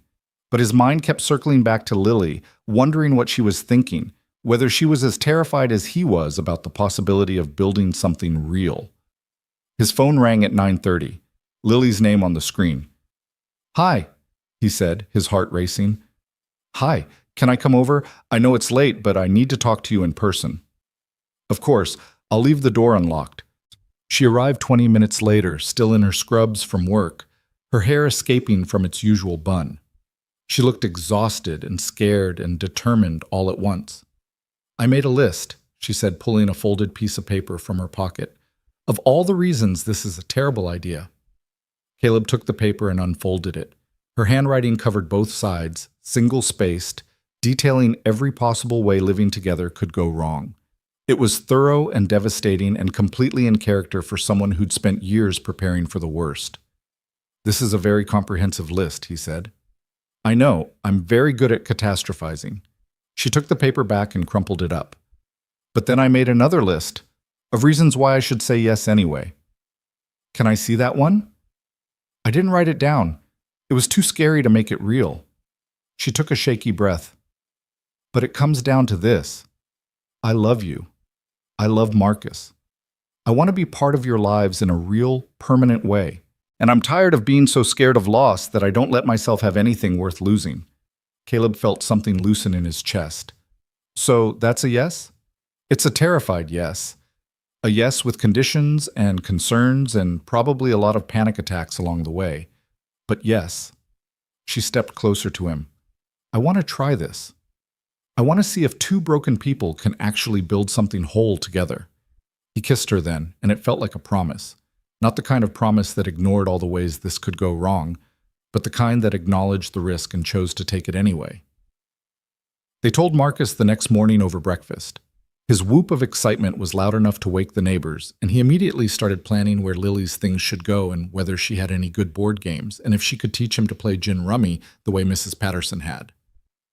"We'll need to talk about rules," Caleb told him, "about privacy and space and how families work when they're being built instead of born into." "Okay," Marcus agreed easily, "but can we paint the office before Lily moves in? It's kind of boring now." The logistics of combining two lives proved more complicated than Caleb had anticipated. Lily didn't have much stuff. 4 years of living alone in a studio apartment had taught her to keep things minimal, but she had strong opinions about how things should be organized and where her few possessions should go. They had their first real fight over kitchen cabinet arrangements, which would have been funny if they both hadn't been so stressed about what the fight might mean. "I'm just saying that the glasses should go in the cabinet next to the sink," Lily said, her voice tight with frustration. "It's more efficient." "And I'm saying that's where I've kept the plates for 3 years, and Marcus knows where to find them there. Why should we reorganize everything just because you're moving in?" "Because I'm not a guest anymore. I'm supposed to be part of this household, which means my input should matter." Caleb heard what she wasn't saying, that she was terrified she'd always be secondary to the life he and Marcus had built, that there wasn't really room for her in the structure they'd created. "You're right," he said, taking a breath. "I'm sorry. Let's reorganize the whole kitchen. Make it ours instead of just mine with your stuff added on." Lily looked at him suspiciously. "You're giving in too easily." "I'm not giving in. I'm recognizing that you're right. This needs to be our home, not my home that you happen to live in. That means making space for you to have opinions and preferences and ways of doing things, even when they're different from how I've been doing them." She softened slightly. "I'm being crazy about the kitchen cabinets, aren't I?" "A little, but I get it. You're trying to figure out where you fit, and I've been making that harder by being defensive about change." They spent the next week rearranging the apartment, making decisions together about furniture and layout and which of Caleb's things could be donated to make room for Lily's. Marcus threw himself into the project with enthusiasm, treating it like an adventure rather than the terrifying upheaval it actually was. The first night Lily officially lived with them, Caleb made dinner while she helped Marcus with homework at the kitchen table. It was such a domestic scene, so ordinary and unremarkable, that Caleb had to stop and just look at them for a moment. This woman who understood grief, who'd built walls around her heart to keep from being hurt again, was sitting at his table laughing at Marcus's terrible knock-knock jokes. This boy who'd lost his mother too young was leaning into Lily's shoulder as she explained fractions, treating her casual affection like it was the most natural thing in the world. "You're staring," Lily said without looking up, "just appreciating the view." "That's cheesy, Dad," Marcus informed him. "I'm allowed to be cheesy in my own home." "It's our home now," Marcus corrected. "Right, Lily?" Lily met Caleb's eyes across the kitchen, and he saw the same wonder there that he was feeling. "Yeah," she said softly. "It's our home now." But building a home was messier than any of them had anticipated. Lily worked irregular hours, sometimes coming home at midnight wired from the intensity of sitting with dying patients, needing to talk through what she'd witnessed before she could sleep. Caleb struggled with the loss of privacy, the constant presence of another adult in spaces that had been his alone for 3 years. Marcus had nightmares about losing Lily the way he'd lost his mother, waking up crying and needing reassurance that she wasn't going anywhere. They fought about small things that were really about bigger things: who was responsible for what chores, how much alone time each of them needed, whether Marcus should call Lily by her first name or something that acknowledged her more parental role. The fights never got cruel, but they exposed the raw edges of what they were attempting. "I don't know if I'm cut out for this," Lily said one night after a particularly difficult conversation about Marcus's bedtime routine. "I've never been anyone's parent. I don't know how to set boundaries or enforce rules or any of the things you're supposed to know how to do." "Neither did I," Caleb reminded her. "When Sarah died, I had no idea how to be a single parent. I just figured it out as I went along, making 1,000 mistakes and hoping Marcus would forgive me for them later." "But he's your son. You have that biological imperative to figure it out. I'm this person who moved in because her building was being sold. What if Marcus decides he doesn't want me here? What if I mess him up by trying to be something I'm not qualified to be?" "You're not messing him up.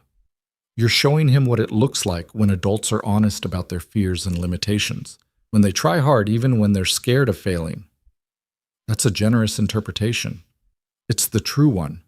Caleb pulled her close, resting his chin on top of her head. "We're all figuring this out together. There's no manual for building a family out of grief and hope and the stubborn belief that maybe we deserve something good." Lily was quiet against his chest, and when she spoke again, her voice was small. "What if I can't do this? What if the weight of being responsible for a child on top of everything else I carry breaks me? Then we'll figure that out too. Maybe we need to redistribute responsibilities. Maybe you need to cut back on hours at work, or I need to take on more of the parenting stuff. There's no rule that says we have to do this exactly like traditional families do it. I'm so tired, Caleb. I'm tired of watching people die, tired of carrying everyone else's grief, tired of trying to be strong all the time. And now I'm supposed to also be a good partner and a parental figure and keep our home running, and I don't know if I have enough left to be all of those things." It was the most honest she'd been since moving in, and Caleb felt the weight of it settle over both of them. "What do you need? Actually need, not what you think you're supposed to need." "I don't know. Space, maybe? Time to just exist without having to be anything to anyone. But I also feel guilty for wanting that because I chose this. I chose to move in, to be part of this family. I don't get to complain about it now." "Yes, you do. Choosing something doesn't mean you're not allowed to struggle with it." He pulled back to look at her. "What if we built in time for you to not be anything to anyone? What if once a week you got the apartment to yourself for a few hours? Marcus and I could go out, do something together, and you could just be alone with your thoughts." "You'd do that?" "Of course, we all need space to breathe. That's not a failing, it's just being human." They implemented the plan the following week. Every Saturday afternoon, Caleb took Marcus to a movie or the museum or just out for ice cream, leaving Lily alone in the apartment. The first week, she spent the entire time sleeping. The second week, she took a bath that lasted almost 2 hours. By the third week, she'd started using the time to process her week, to cry if she needed to sit in silence and remember who she was beyond her roles as nurse and partner and pseudo-parent. The space helped. She came back to them softer, more present, less brittle with the effort of holding everything together. And Marcus, who understood more than any 8-year-old should about the need for space to grieve, accepted it without question. Lily needs alone time because her job is sad, he explained to his friend Tommy one afternoon. She helps people who are dying, so sometimes she needs to be quiet by herself. Tommy apparently found this completely reasonable, and Caleb marveled again at his son's capacity for understanding complicated adult emotions. 3 months after Lily moved in, Caleb came home from work to find her crying at the kitchen table. Not the quiet, controlled tears she sometimes shed after a difficult day, but deep, wrenching sobs that shook her whole body. "What happened?" he asked, crossing to her immediately. "I quit," she managed between sobs. "I quit my job. I walked out in the middle of my shift and told them I couldn't do it anymore." Caleb felt a jolt of alarm. Lily's job was central to her identity, to how she understood her place in the world. What brought this on? "There was a patient today, 32 years old, mother of 3 young kids, and she was so scared, Caleb, so terrified of dying and leaving her children, and I sat there holding her hand, telling her it would be okay, that her kids would remember her love even when they couldn't remember her face. And I realized I was lying, because I don't remember my own mother's face, and she died when I was young. And if I can't remember my own mother, how are these kids going to remember theirs?" She dissolved into tears again, and Caleb pulled her into his arms, letting her cry against his chest while her whole body shook. "I can't keep doing this," she said when she could speak again. "I can't keep bearing witness to other people's worst moments when I can barely hold my own life together. I thought I was strong enough, but I'm not. I'm breaking apart, and I don't know how to stop it." "Then you stop," Caleb said simply. "You step away from the work that's destroying you, and you figure out what comes next." "But that's all I know how to do. That's my entire identity. I'm a hospice nurse. If I'm not that, who am I?" "You're Lily. You're the woman who loves deeply, even though it scares her. You're the person who showed up for me when I was drowning. You're Marcus's..." He paused, realizing he didn't have a word for what she was to Marcus. "You're part of our family. That's who you are." "That's not enough. I need to be something more than just someone's partner or pseudo-parent." "Then figure out what that something is. But you don't have to figure it out tonight, and you don't have to keep destroying yourself at a job that's breaking you just because you don't know what else to do." Lily pulled back to look at him, her face blotchy and wet. "What if I can't find anything else? What if hospice nursing was the only thing I was ever going to be good at?" "That's not true, and you know it. You're good at 100 things. You're just too tired and burned out to see them right now." She leaned against him, exhausted and defeated, and somehow still trusting that he meant what he said. And Caleb held her, this woman who'd chosen him despite every instinct telling her to protect herself, and made a silent promise that he would help her find her way back to herself, the same way she'd helped him find his way back to living. The apartment felt different in the days after Lily quit her job. She moved through the rooms like someone learning to inhabit her own life, uncertain of what to do with hands that weren't holding a dying patient, with time that wasn't measured in someone else's final breaths.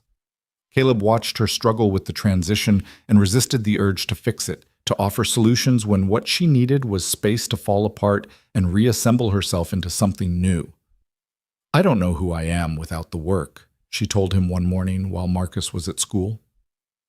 They were sitting at the kitchen table with coffee, neither of them was drinking, and Lily looked lost in a way that made Caleb's chest ache.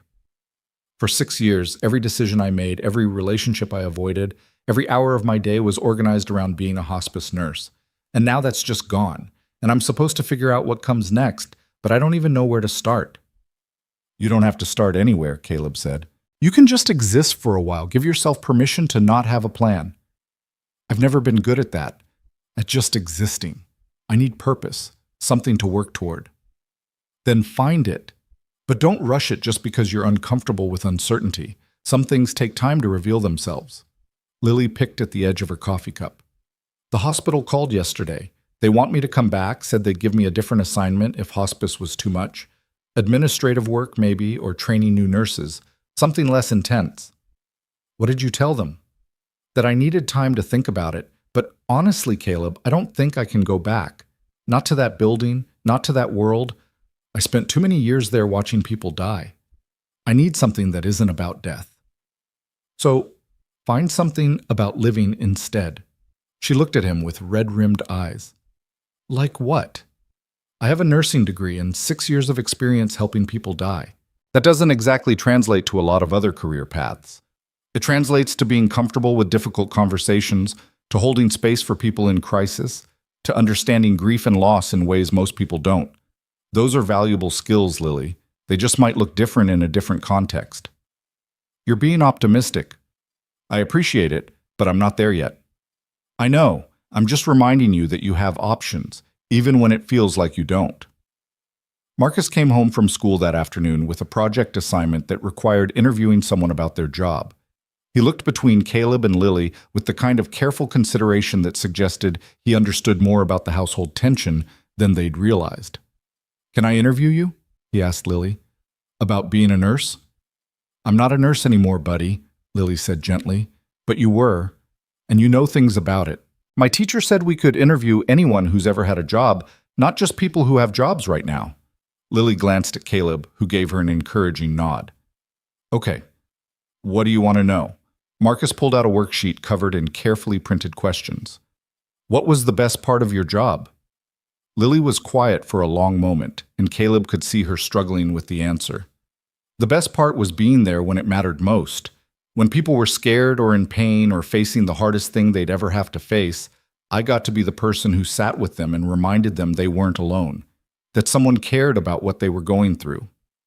"What was the worst part?" "Knowing I couldn't fix anything. I couldn't make people better or take away their pain or stop them from dying.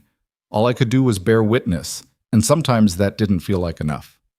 Marcus wrote this down with his tongue between his teeth in concentration.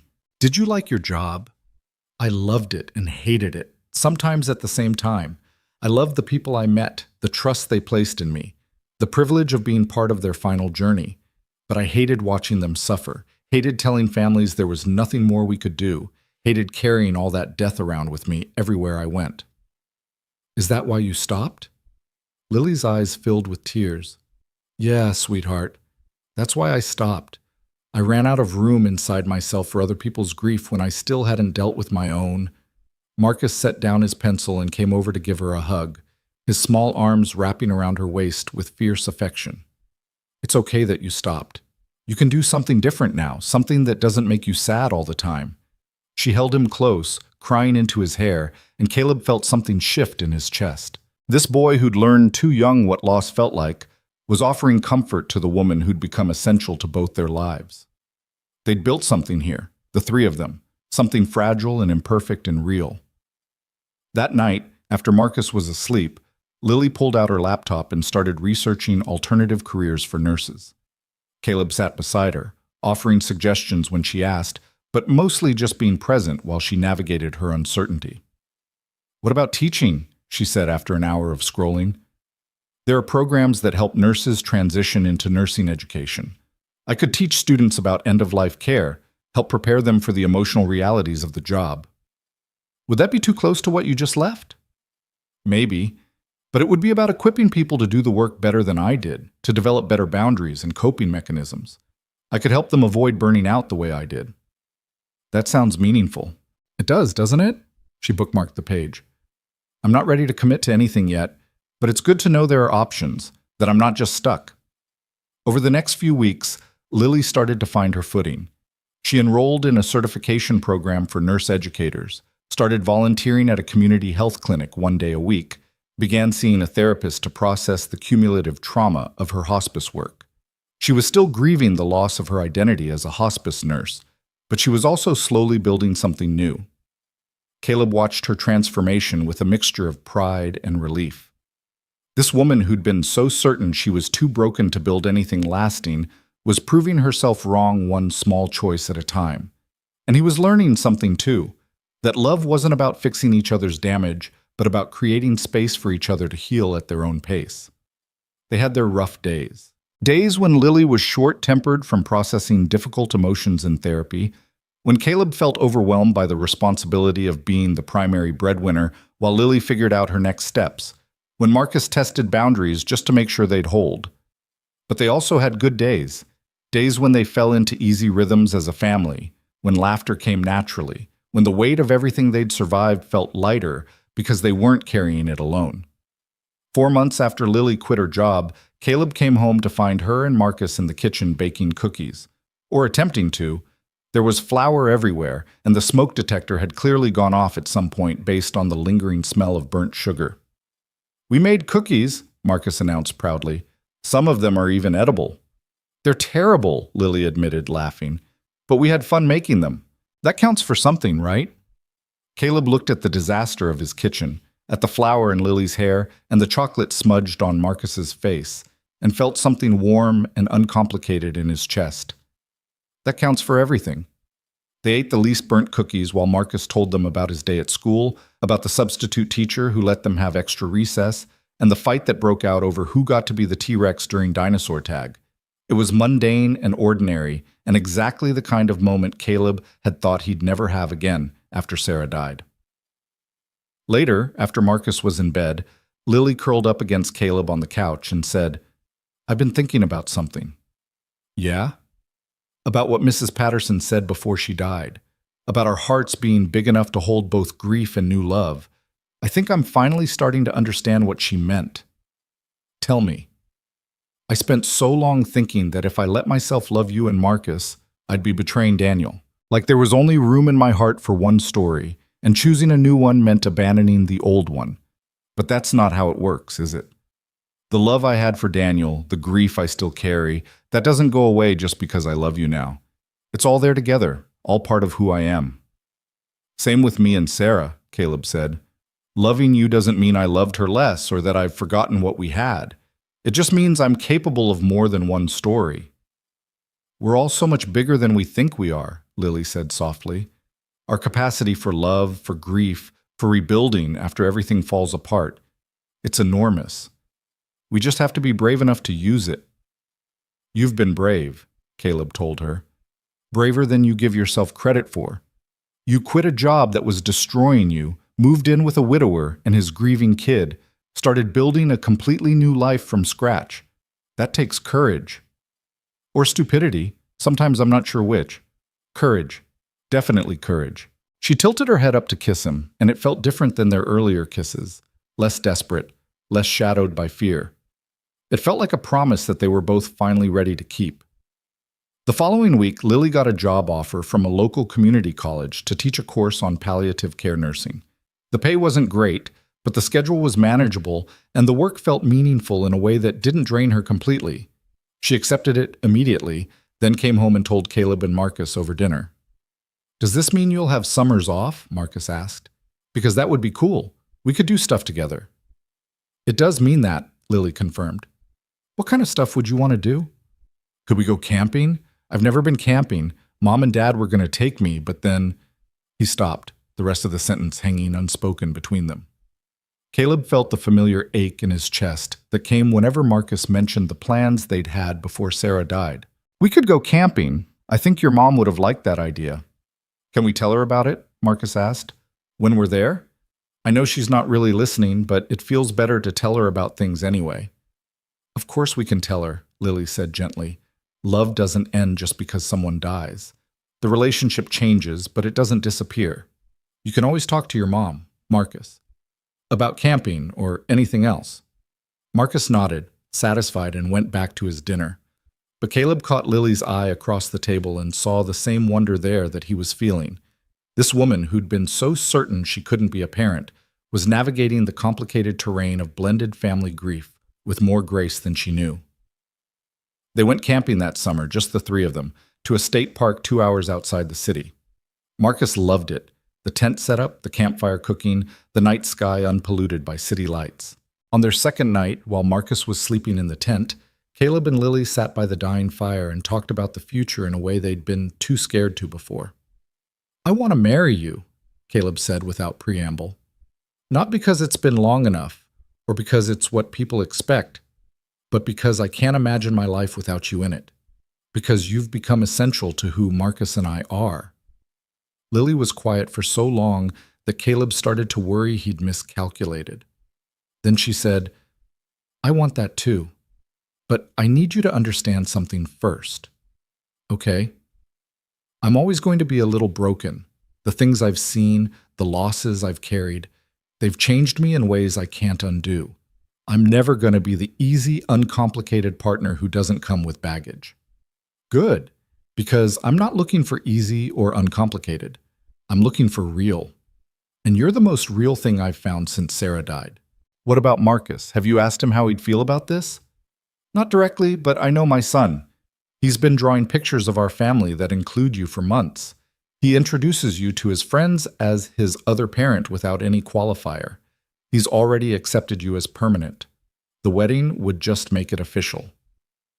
Lily stared into the fire, and Caleb could see her wrestling with the decision.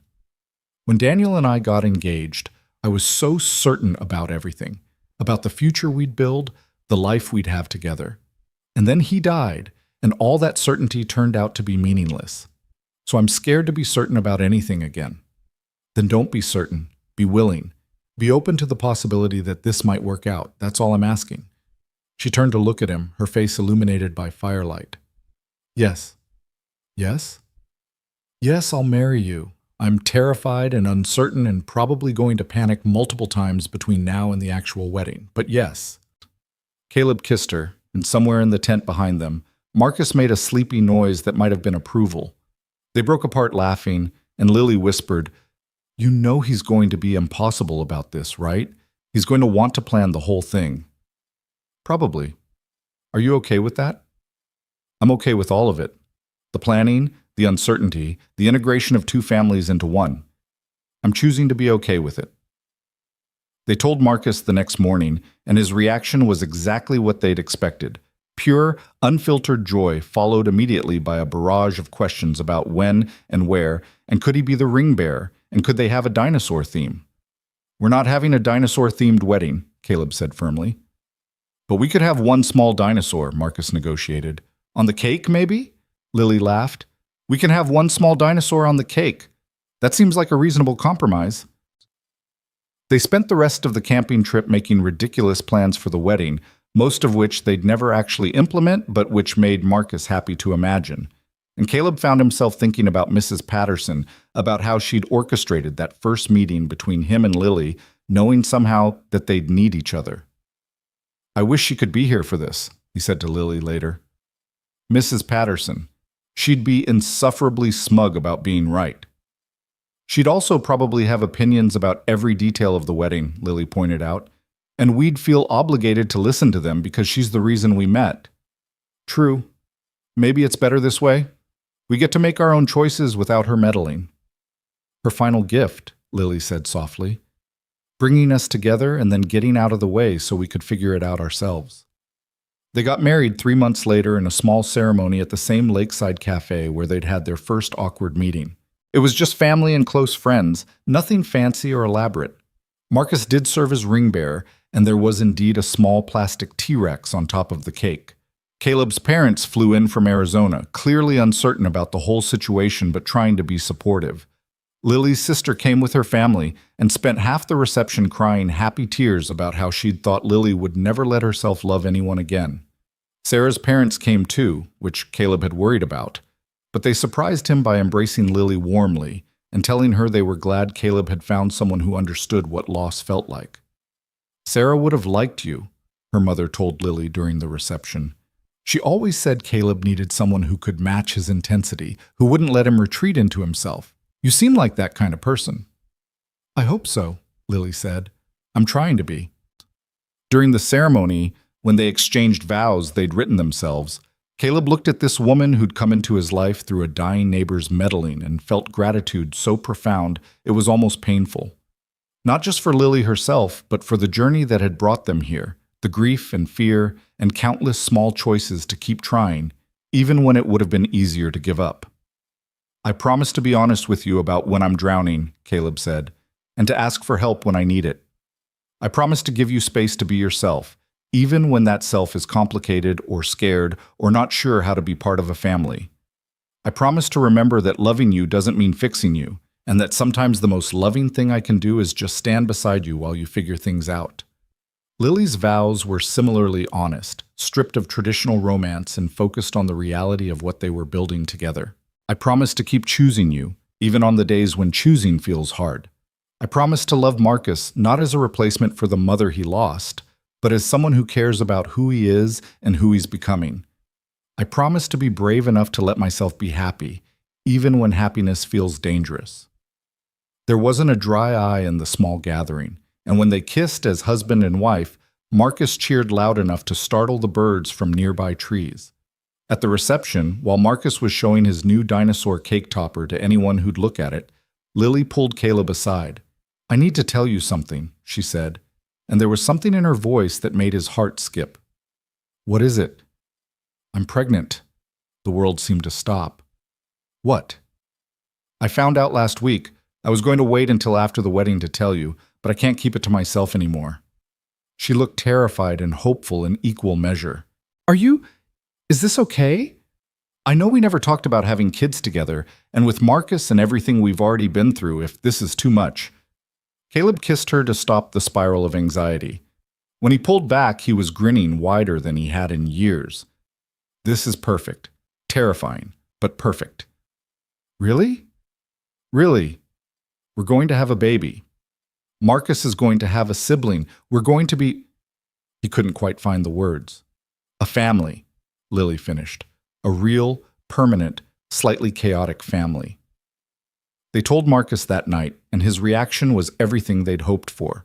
Questions about whether the baby would like dinosaurs, whether he could help pick out names, whether this meant he was going to be a big brother for real. "You'll be the best big brother," Lily assured him. "You already know so much about being patient and kind and making space for people who are scared." "Will the baby miss Mom?" Marcus asked, his expression suddenly serious. "Like I do?" Caleb knelt down to his son's level. "The baby won't know Mom the way you do, but they'll know about her. We'll tell them stories, show them pictures, help them understand who she was and why she mattered. Your mom will always be part of our family, Marcus, even the new parts of it." Marcus nodded slowly, processing this. "I think Mom would like that we're getting bigger, but not forgetting her." "Yeah, buddy, I think she would too." The baby was born the following spring, a daughter they named Margaret after Mrs. Patterson. She had Lily's dark eyes and Caleb's stubborn chin and a temperament that suggested she was going to be just as much of a handful as Marcus had been. Bringing her home from the hospital felt surreal. Caleb kept expecting to feel the overwhelming grief that had colored Marcus's early days, the shadow of Sarah's absence over every moment. But it wasn't there. He was sad that Sarah would never meet this new daughter, sad that she'd missed so much of Marcus's life already, but the sadness didn't obliterate the joy the way it had before. "Are you okay?" Lily asked him one night while they were both up with the baby at 3 a.m. She was nursing while he changed Margaret's diaper, the two of them moving through the nighttime routine with the exhausted efficiency of new parents. "Yeah," Caleb said, and realized he meant it. "I am. I keep thinking I should feel guilty about that, about being this happy when Sarah can't be here to share it. But I don't. I just feel grateful." "For what?" "For you, for Marcus, for this tiny human who's currently peeing on me, for Mrs. Patterson's meddling, for the fact that grief didn't win." He finished with the diaper and picked up Margaret, cradling her against his chest. "For second chances I didn't think I deserved." Lily reached over to touch his face gently. "You deserve all of this. We both do. We survived things that could have destroyed us, and we came out the other side still capable of love. That's not nothing." "No," Caleb agreed, looking down at his daughter's perfect, scrunched-up face. "That's everything." Marcus adjusted to big brotherhood with the same seriousness he brought to everything else. He helped with diaper changes, sang off-key lullabies, read his dinosaur books to Margaret, even though she was too young to understand them. And he talked to her about Sarah, telling his baby sister about the mother he barely remembered in a way that made both Caleb and Lily cry. "Mom would have loved you," Marcus told Margaret one afternoon while Caleb eavesdropped from the doorway. "She loved babies. Dad says she was going to have another baby, me getting a brother or sister, but then the accident happened. So you're kind of like that baby, but also different, because you have Lily as your mom. And Lily is really good at being a mom, even though she was scared she wouldn't be." Lily, standing beside Caleb in the doorway, wiped at her eyes. "I was terrified I'd be terrible at this, that I wouldn't know how to love a baby that was mine when I'd spent so many years helping other people die." "But you're not terrible at it," Caleb said. You're natural, like you've been doing this your whole life." "I think maybe Mrs. Patterson knew," Lily said softly, "that we needed to find each other, that we were both so stuck in our grief that we couldn't see a way forward until someone forced us to look. She was right about everything." Yeah, she was. Years passed in the way years do when life is full, quickly and slowly at the same time. Marcus grew into a teenager who still loved dinosaurs, but now also loved basketball and coding and pushing boundaries in ways that made Caleb simultaneously proud and terrified. Margaret turned into a fearless 3-year-old with opinions about everything, and her big brother's same tendency to ask questions that didn't have easy answers. Lily thrived in her teaching work, mentoring young nurses and helping them develop the resilience she'd had to learn the hard way. And Caleb, who'd thought his life was over when Sarah died, found himself living a life he'd never imagined but wouldn't trade for anything. One evening, when Marcus was 14 and Margaret was 3, they all visited the cemetery where both Sarah and Mrs. Patterson were buried. It was something they did a few times a year, bringing flowers and sitting on the grass while Marcus told his mother about school, and Margaret chattered about nothing in particular. "I got into the advanced science program," Marcus told Sarah's headstone. "The one you would have helped me apply to if you were here. Lily helped me instead. She's good at that stuff, making sure I know my own worth even when I'm doubting it." Caleb watched his son talk to the mother he barely remembered and felt the familiar ache of loss. It was always there, that sadness that Sarah had missed so much of Marcus's life. But it was tempered now by gratitude for everything they did have, this family they'd built from grief and hope and stubborn determination. They stopped by Mrs. Patterson's grave too, and Margaret placed a plastic dinosaur on the headstone the way Marcus had done years ago at her funeral. "Thank you," Caleb said to the stone, aware it was ridiculous to thank a dead woman, but needing to say it anyway. "For meddling, for caring enough about 2 broken people to force them together, for seeing something we couldn't see ourselves." "She'd say you're welcome and also that you took too long to figure it out," Lily said with a smile. "She absolutely would." They drove home as the sun was setting, Marcus and Margaret arguing in the back seat about something inconsequential, Lily's hand warm in Caleb's as he drove. This life they'd built wasn't perfect. There were still hard days, still moments when grief caught him off guard, still complications that came from blending families and honoring the dead while living for the present. But it was real. It was honest. It was built on a foundation of shared pain and the courage to try anyway. That night, after the kids were in bed, Caleb and Lily sat on their back porch with wine and comfortable silence. The air was warm with the promise of summer, and fireflies were beginning to emerge from the grass.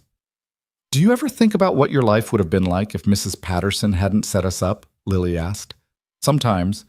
Usually when I'm feeling maudlin, I imagine I'd still be stuck in that apartment raising Marcus alone, too scared to let anyone in. I'd probably still be working myself to death at the hospice, burning out a little more every day, convinced that was all I deserved."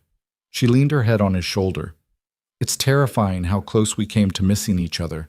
If she hadn't interfered, if either of us had been too scared to show up that day at the cafe, if we'd let our fear win, none of this would exist.